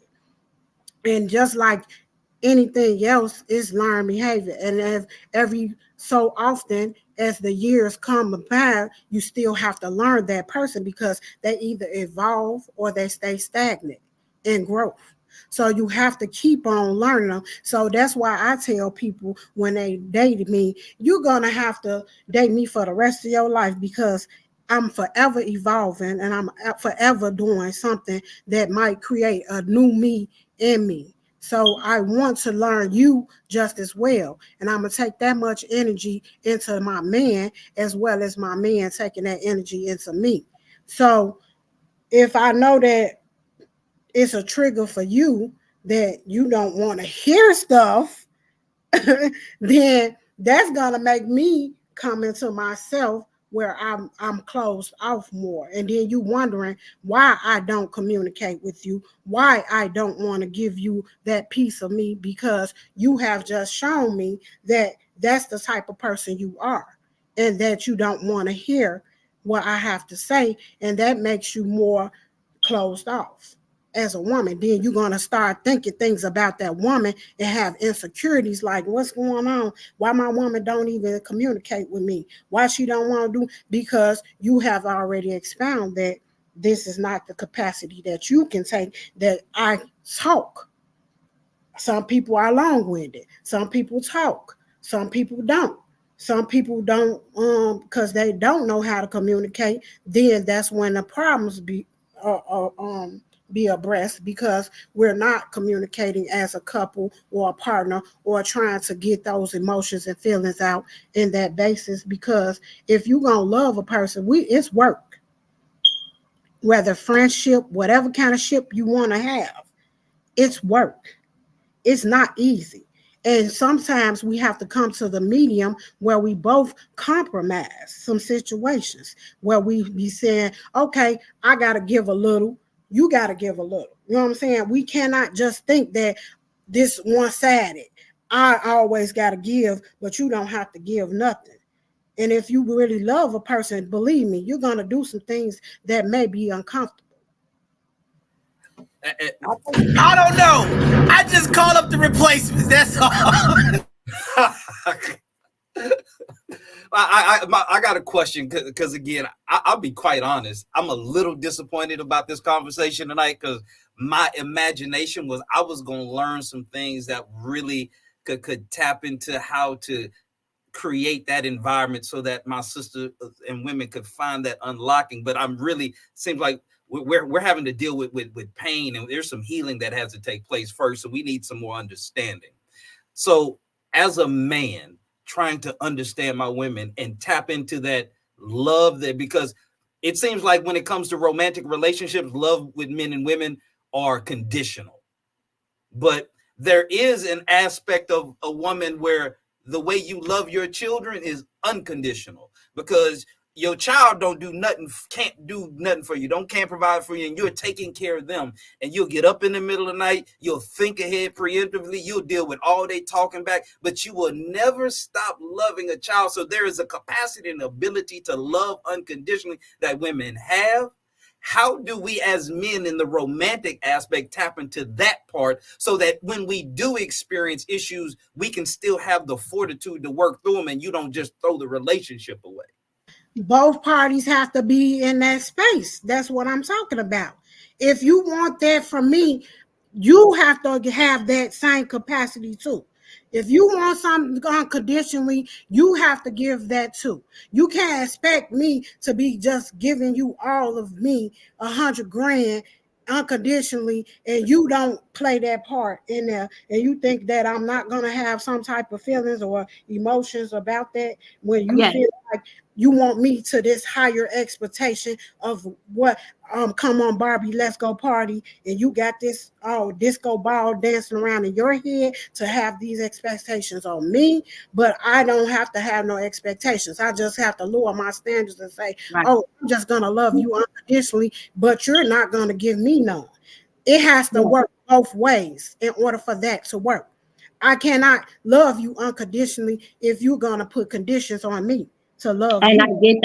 I get that. And you know what it comes Women down put to as conditions well? on men. I can't Is go eat like, at the Cheesecake Factory. I can't date you if you wait, don't let take me me here. piggyback I off her. can't. Women always date with. Come on, let's not Let go. me piggyback off her, because what she's saying is like your cup. It's like the cup. Like if I'm pouring from a full cup and I'm pouring all of my energy, love, capacity into you, but I'm never being poured into, that's when a woman gets fed up. As you heard, when a woman's fed up, she's gonna take so much before that happens. But if a man would just pour and pour and pour in what she's already poured out, then there wouldn't be a problem, unless you're just dealing with a toxic woman. But the majority of women are not like that. The majority of women are loving, giving, nurtures. And I think a lot of times men take advantage of that.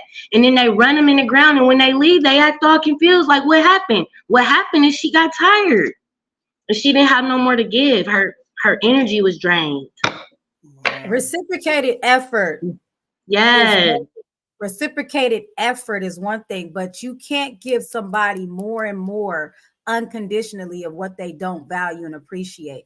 I can be submissive, I can be loyal, I can be your number one cheerleader because I'm coming in boots to the ground, 2 feet in. This what we doing, this who we are.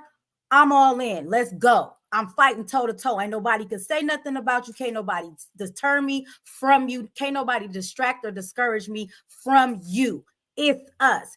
It's going to be you that deters me. It's going to be you that discourages me. It's going to be you that makes me have to dig into myself and say, you know what? I'm poor, poor, poor, poor, poor, and there's nothing being reciprocated here. Not no way, no form of fashion.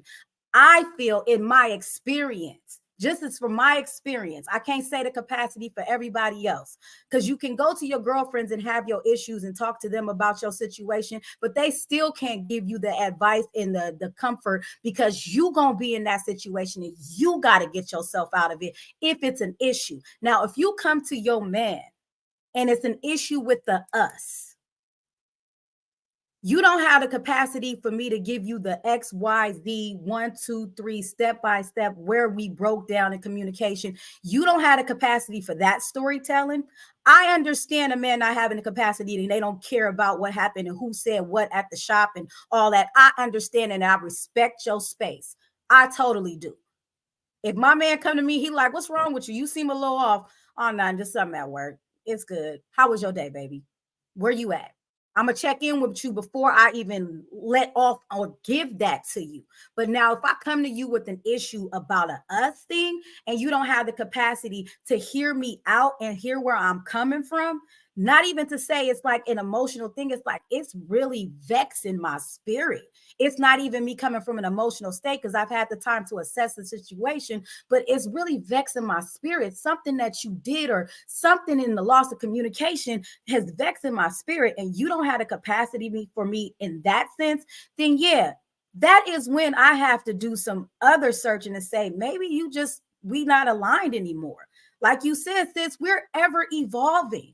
Our desires as women are ever evolving. I don't like what I did in high school. I don't tolerate what I did in high school. I don't even tolerate what I did a year ago because I've evolved in myself.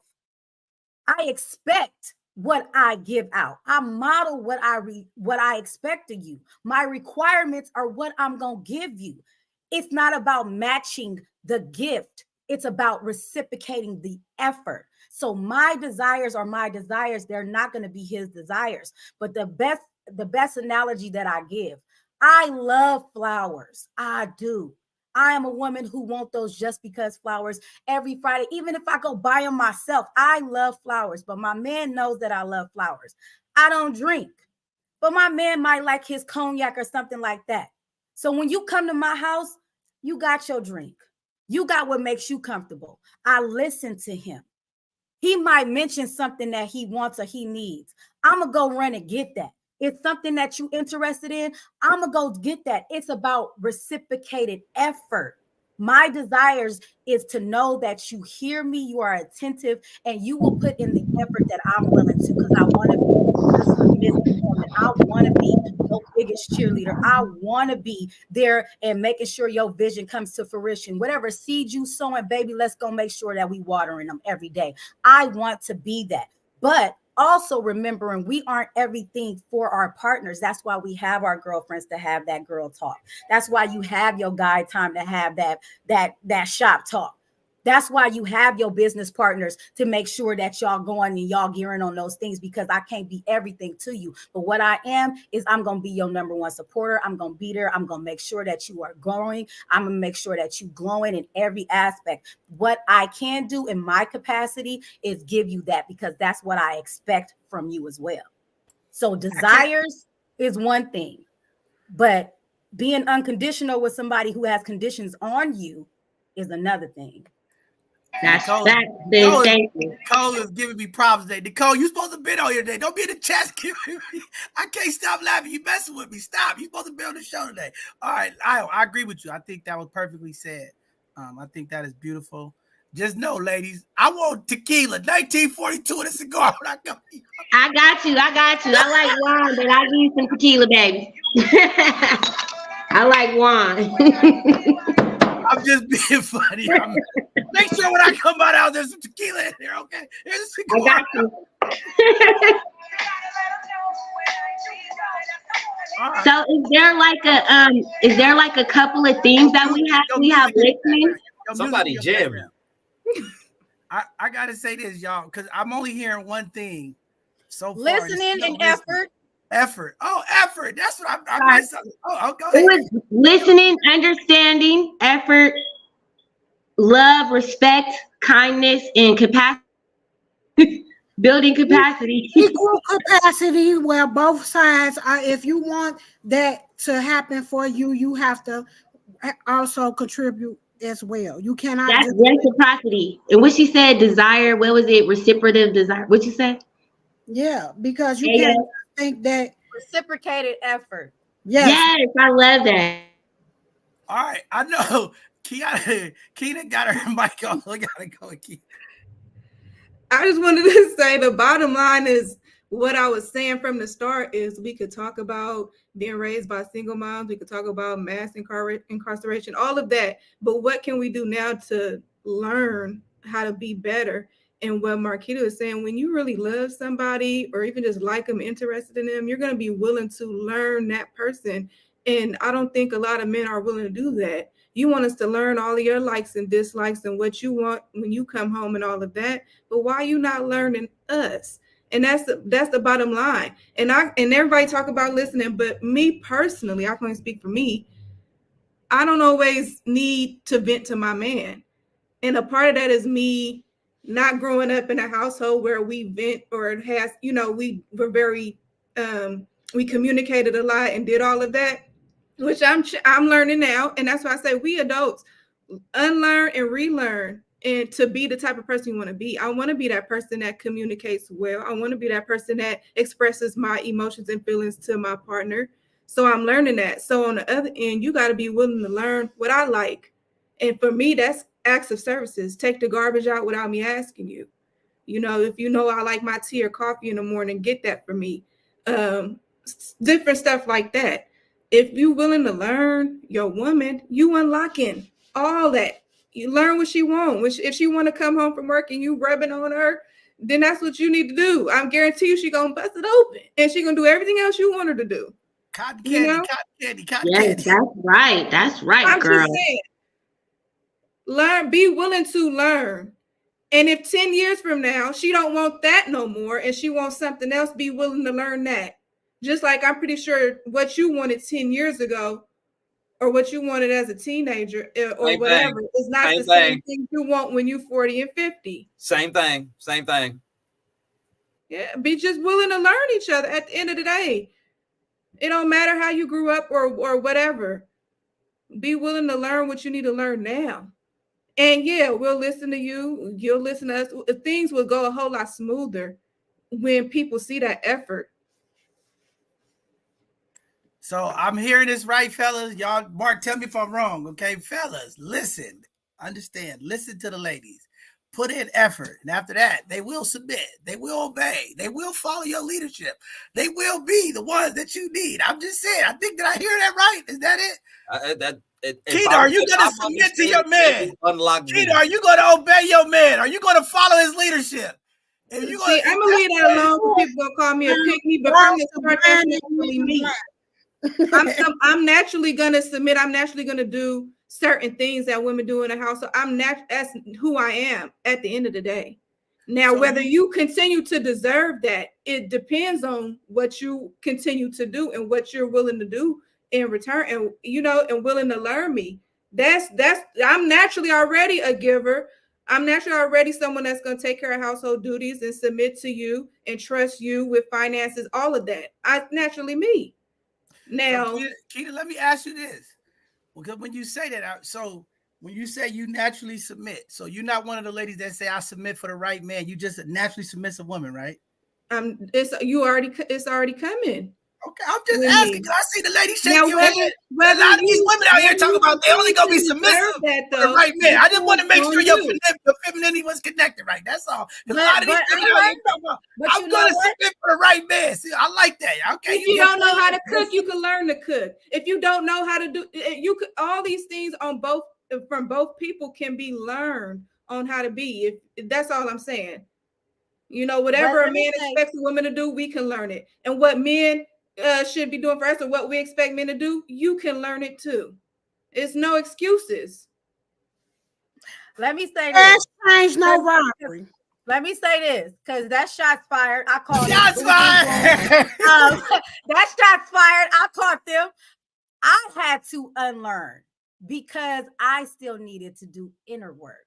My thought process was, now it's only for the right man. Going into the dating scene, it was openly submissive because I saw that as who my mother is. Very submissive, very passive. Okay, my man is this, and that, right? My man comes first. This, and that, right? That's who I was openly. But through trauma, triggers, and messed up relationships, I closed that part off of me and had the mindset of, oh, for the right man. I honestly learned that working with these two gentlemen and the conversations that we've had and having great panelists like yourself, Kina, Marquita, and Maisha, and also you, LaDacia. We're sorry that we lost you, but having these conversations, I was open to being teachable. And I had to unlearn that mindset. It's not about the right man because that's naturally who I am in friendship, in partnership, in business. I am the person everybody goes to because they know that they can count on me for that. I'm the person, what do you need? Let me feel that. Let me do that. I understand these things. because that's who I am naturally. But closing that off has also closed off my broadened variety in who I'm dating. So if you go with that open mindset, like, okay, man, woman, however your partnership is, right? I want my man to be the protector and provider, but not just as in financially and physically. I want you to protect my vulnerability. I want you to make sure that you are providing me a safe space, because I want that stuff to be reciprocated in our partnership. That is important. I had to unlearn that mindset of, yeah, for the right man, I'll be submissive. No, it's just you go in with your mind open and you have the experience with this person. If it's no longer feeling and fulfilling that need, then you know that's not the person for you and you're not aligned. It doesn't make them a bad person. You can go your separate ways, but lets you know that you left them with that, because a man needs that. I feel that in all totality. My father is 78 years old. And if it's anything that he taught me was for women to be submissive, they also have to have a safe space to do that. And he created that. He modeled that behavior. So I saw that. So in my mindset, I'm coming in like, yes, what do you need, King? How can I feel this for you? Where do I add to you? I don't want to take nothing from you. I want us to add and grow and continue to evolve with one another. So And the if you right need me person to is be going to soft, appreciate it and do what needs to exactly. be done as a man. So quick question: how do you identify the right person?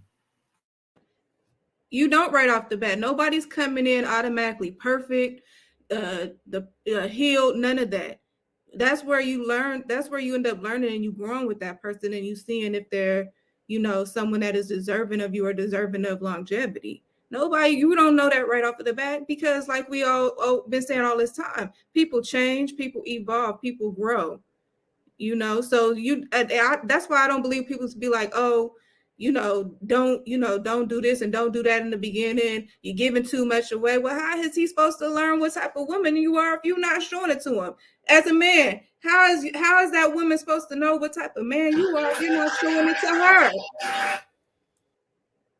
Yeah, give it all you got and let that person learn you and the type of person you are, and continue to learn you, even because we go through seasons as people. We're not always our best self. We go through times we're angry. We all do. We go through times of sadness. We go through times of financial hardship. Allow that person to learn you and you learn them. That's how you know if the person is worth whatever you asking. So, And Cuda, honestly, though, why for are long all these back, women rushing men into exclusivity then? Who is? I'm just saying, most of the time, that's the women always trying to rush into a relationship. So why? They don't get to learn the man. lies, all lies. Well, This is another part where I really disagree a little bit. Too. Y'all need to learn what dating is, what a friendship is, and what relationship and commitment Marquita is. trying to blow There's up the stages to spot. go through. I don't meet no man and then the next day I expect you to be down on one knee. That's not realistic. That is not what we expect. Like what? I don't expect I don't that. know. I Because I don't know. don't even know I'll you, be in these digital streets, okay? And but that's the whole point of I guess what Marquis was saying from start. Somebody said something about social media. That man, all these podcasts and social media, all these people on here, they just talking out the side of their neck, man, for real. Because it's not reality. Just like they say we all gold diggers. All women ain't gold diggers and just want to sit on our butts and you do all the work. All of us not like that. We want partners. We're ready to be a partnership and bring to the table. We don't want to just be sitting on a beach somewhere while you doing all the work. That's not true. Where they at though? Right here, we queens standing right here before you. You better All right, fellas. Don't get me on the podcast. I get to talking and people get mad. I don't. It's a lot of stuff I disagree with. I don't want to upset your man, Marquita, so we're gonna acknowledge him first. Because we're gonna let these queens. I believe everybody's spoken for up here in some capacity. So we're not gonna put people out there like that. But I do thank all of y'all for your contributions, because quite honestly, I think if I could sum it up in a word, I think what our women are looking for first and foremost, so that they can feel comfortable enough to A unlock who they unicorn. are, is safety. They're looking for safety. Y'all want to feel safe with the man that you with. If we can understand or quantify Yes. how to do Yes. that, then I think that if I'm understanding, fellas, again, the listening and the focusing and the paying attention, all that falls under this umbrella. Our women just want to feel safe with us. And be willing to learn what we need. You learn for that job. Absolutely. But, and You again, learn all other kind of stuff. You wouldn't have learned. if I trust me, You if wouldn't I learn how to play choose you as my football. woman, I want to know everything about you. Yeah, you want to learn how to play a sport. You want to learn how to do that job. You want to learn how to do all this stuff to make some money, or do all this other stuff that's important to you. Why you can't learn us? Lift your neck up. Somebody want to be choked out there right now. God candy, God candy. Just a little bit, John. Just a little bit. We ain't gonna choke you hard. They throwing rocks at me. Y'all can't throw rocks at me. I can't. All right, well, I don't know. Nicole's being real funny in the chat. I'm coming to your men's versus Mars versus Venus conversation. I'm gonna come blow up the spot. I heard you folks is looking for me. I heard they want the bishop from last time. They want some, get back. I'll be there. I'll be in the front row holding it down for the fellas. Okay, tell them ladies get ready. They better come equipped and ready to go. Okay, all right. We got to get out of here, y'all. This has been great. We got a couple things from the ladies, fellas. Very simple. I know a lot of us thought it was going to be very complicated and all of that. It was very simple today. Just a couple of things.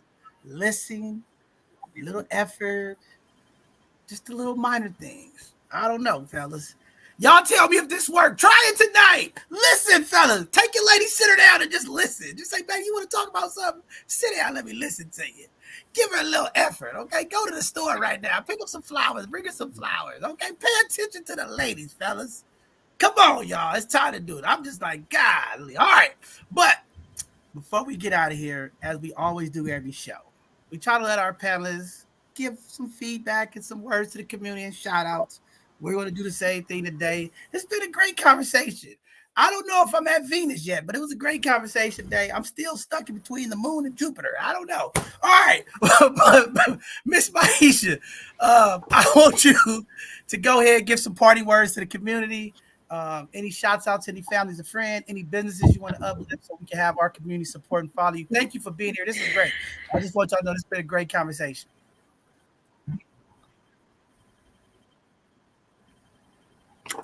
Go ahead, I would Maisha, like to leave everyone with this.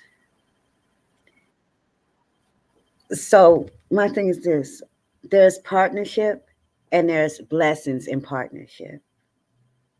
Be patient with each other, and therapy and theology go hand in hand. When you do the work for the middle, whatever your middle is, wherever you are, relationships or not, it works out better. The woman that you want to be submissive is there. The man that you want to hear you is there. But we have to work on it together. And thank you for having me. Oh, thank you very much. See, they coming for me. See, I got to go move my car. I can't park my car in the same place. They're going to be busting out my windows next week. I got to move my car. All right. Miss Keena, before you leave today, give some party words to the community. Any shots out, anybody you want to uplift, any businesses, do that now, Queen. As always, I'm a shout out 522 and Cleaning Queen. We out here, business woman. Yeah, that's for me and Nicole. Oh, you and Nicole with the shenanigans. Tell her she's in trouble. All right. Thank you. She know what's up. When I see you, I'm going to pull up on you, Nicole. You know we got a conversation that we got to have. Big dog stuff. All right. Marquita, leave some parting words for the community, Queen. All kings and queens, I hope that we have gave you elevated words of empowering new relationships, whether it be friendships, kinships, any kind of ships, so that you can know with great sacrifices come great accomplishments. And I want them to know that love is not no one-way street, and it's work and everything that you do, even with your friendships. So don't never take it for granted even when you're in that first stage of trying to evolve and learn one another and take the time out to just communicate and be honest, open and honest. Open and honesty can take you a long way. So, and I shout out to all my people that in my organizations because I wear many hats. I love all of y'all because I know y'all out there, and I'm an activist. So I just want you to know where that masculine energy that you think that I have, because I'm an advocate and I'm going to speak as as I should, because we've been oppressed and we never been addressed, and we also need to just as a one a healing circle of women that's healing from all this generational curses, that we come above that and not that crab and a barrel syndrome, and elevate each woman to know that when you know better, you do better, and we can create better relationships. One love. Now we watching out for all those ships, okay, Queen? And we don't want warships. We don't want battleships. You know, we don't want them type of ships. You said all the ships. I don't know. We want some peaceful rides, okay? But thank you for those kind words. We appreciate your perspective. And again, you know, your authentic self. I appreciate you for being here, being vulnerable, being open to give us your perspective. That's what it's all about. And you know, I hope everybody feel it. I know we were laughing and stuff going on in the chat, but these conversations are serious. But here at both sides of the conversation, we always want to make sure that the conversations stay light because they can get very tense. So we do like to have a little fun, keep it light. There's no disrespect to anybody's perspective or feeling, but we want to keep it light because these are heavy conversations. These are conversations a lot of time our community folks don't want to have those conversations. It's a little taboo. It could be stigma, a lot of things, right? So we want to keep it a little fun, keep it a little loose, so folks don't get so intense. But I really appreciate your perspective, and we're listening to y'all. We're trying to fix this in our community. Brothers, listen. Brothers, where your man at? Get over there and fix her, change the battery in her fire alarms. All right, let's go, Mark. Well, again, it's so good to be able to have these kind of conversations in a safe space. I appreciate each one of my queens for coming on and really opening up and sharing. I think again, like I said in my last comment, I think as men, we have to be more intentional about creating environments of safety for our women with us so that they can be their true feminine selves.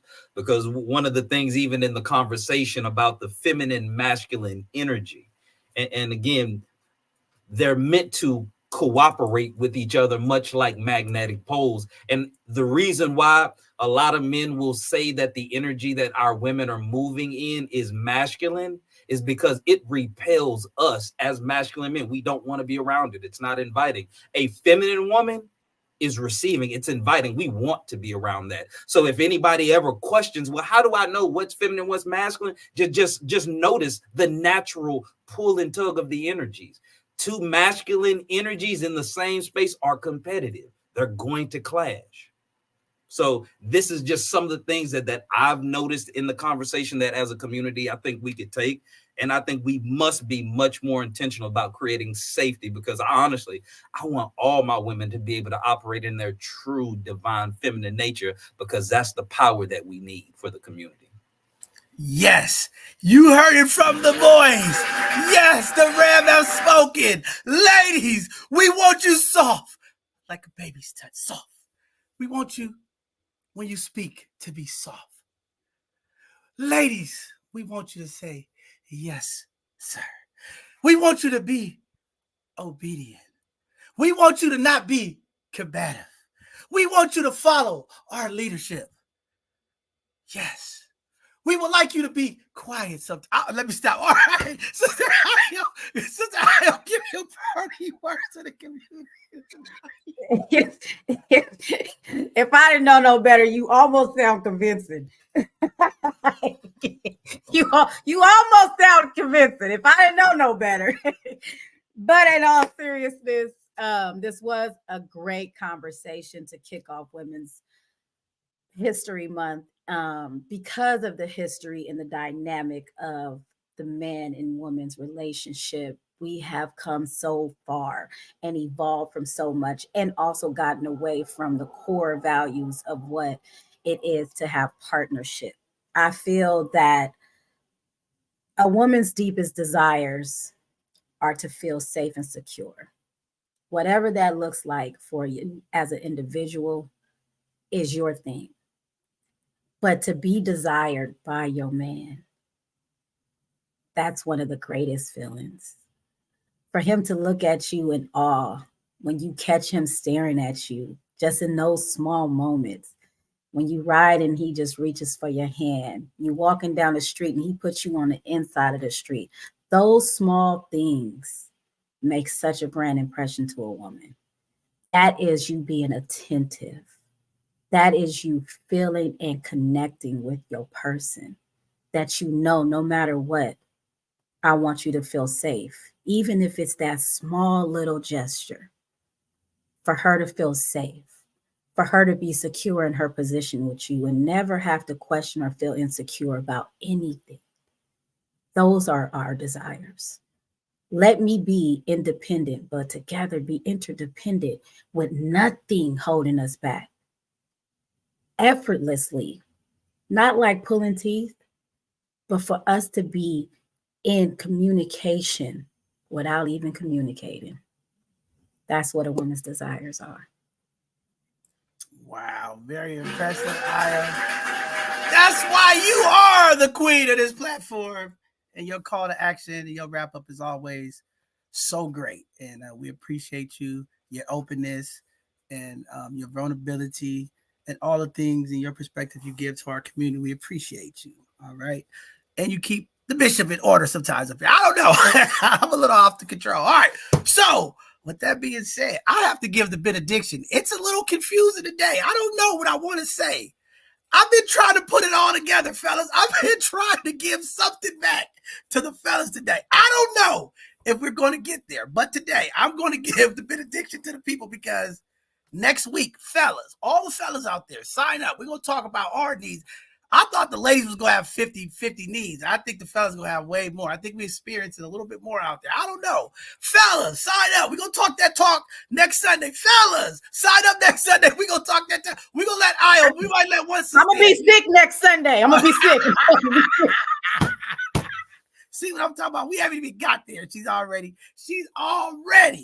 looking for a way out. See, we can't have that. Communication is about two parties. When we talk about putting partnership together, this is what it looks like.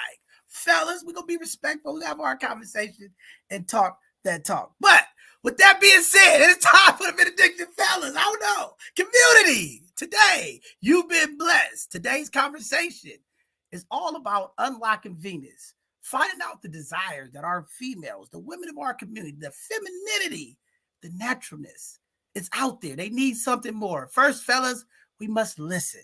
We have to pay attention to the conversation. Yes, fellas, we're going to have to listen to all of the steps of the conversation. Fellas, give yourself 2 more minutes to get to the goal line. We're going to have to listen to our sisters. Also, fellas, we must create a safe space for women. We must have a safe space at all times when we're having these conversations and interaction. We talk about a safe space. They don't need to have the fear of physical harm, verbal or mental or emotional abuse. We must create that as men. It's our job to protect the queens, give them safety, give them a space where they can speak vulnerable and they can be open without feeling anything other than safe.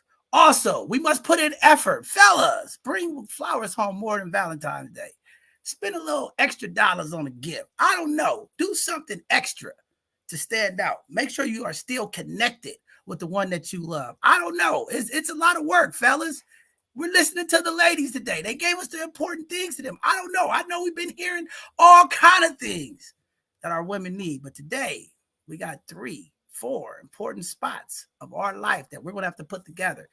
And a start and an attempt to bring back Black love. I know there's a yearning for men and women to connect again in harmony. I know there's some love out there. There's some hearts pumping this season of love, connection, unity. We're going to put it all out there.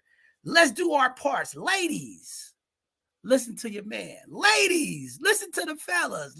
Ladies, be open. Be transparent. I don't know, a change, a shift might be happening in your life. Fellas, be patient. We can find the one that we need. We can embark on something new. We just have to have balance. We have to bring that connectivity back. We can't worry about the social media. We can't worry about the IG models. We have to focus on the tasks at hand. That are those that we are connected with, those that are right in front of us, those who are walking the walk with us. We must uplift the queens of our community. We honor them on this Women's History Month. We uplift the sisters for their resilience, for their continued fight for the family, in their femininity, making sure that we all are nurtured, loved, and cared on, loved on. It is a great thing by feminine women. Fellas, leave the masculine women alone. Get with the feminine women, okay? We need softness. It was a great show today. Next week, fellas, we'll have time to speak and talk about what we need to talk. Balance. We're going to talk to the ladies. We're going to tell them what we need. A little silence. We know. A little obedience. We going to get to the ladies this weekend. We'll have a great conversation with them. But, you know, we always uplift the queens. But again, here at both sides of the conversation, we believe through communication, a healing process begins. There's no healing that can be done without communicating. As they always say, first thing in therapy, you have to get it off your chest. Today, we provided that space for the women of this platform, for the community to uplift their voice. There's healing in the work that is done when we communicate. It's only a little bit. We could do this. I know that there's a real yearning for Black love. We could do this, community. Find somebody, show some love today. Open the door, fellas. I don't know. Whatever it takes. Let's get our queens back and let's build a better Black and brown community. With that being said, thank you all for tuning in. We'll see you this Tuesday for our next live show, our Hidden Gem Show, the favorite show of the week. Some positivity, some folks doing some things to impact community, some business owners, some folks that need their flowers. We will give it to them this Tuesday night. And then our Educational Thursday next week will be phenomenal. Tune in. Great stuff we're trying to bring to the community. With all of that being said, we love you all. Be safe. Lead in love. Have some humility, empathy, compassion for the ladies out there, fellas. Make it safe for them. Tonight, it's raining. Hold them. Take off your coat and put it over their head so they don't get wet. Just love on the ladies tonight, okay? All right, fellas. With that being said, thank you all for tuning in. It's been a great show. We got to get out of here. Good night. We'll see you all Tuesday. Keep loving out there, community.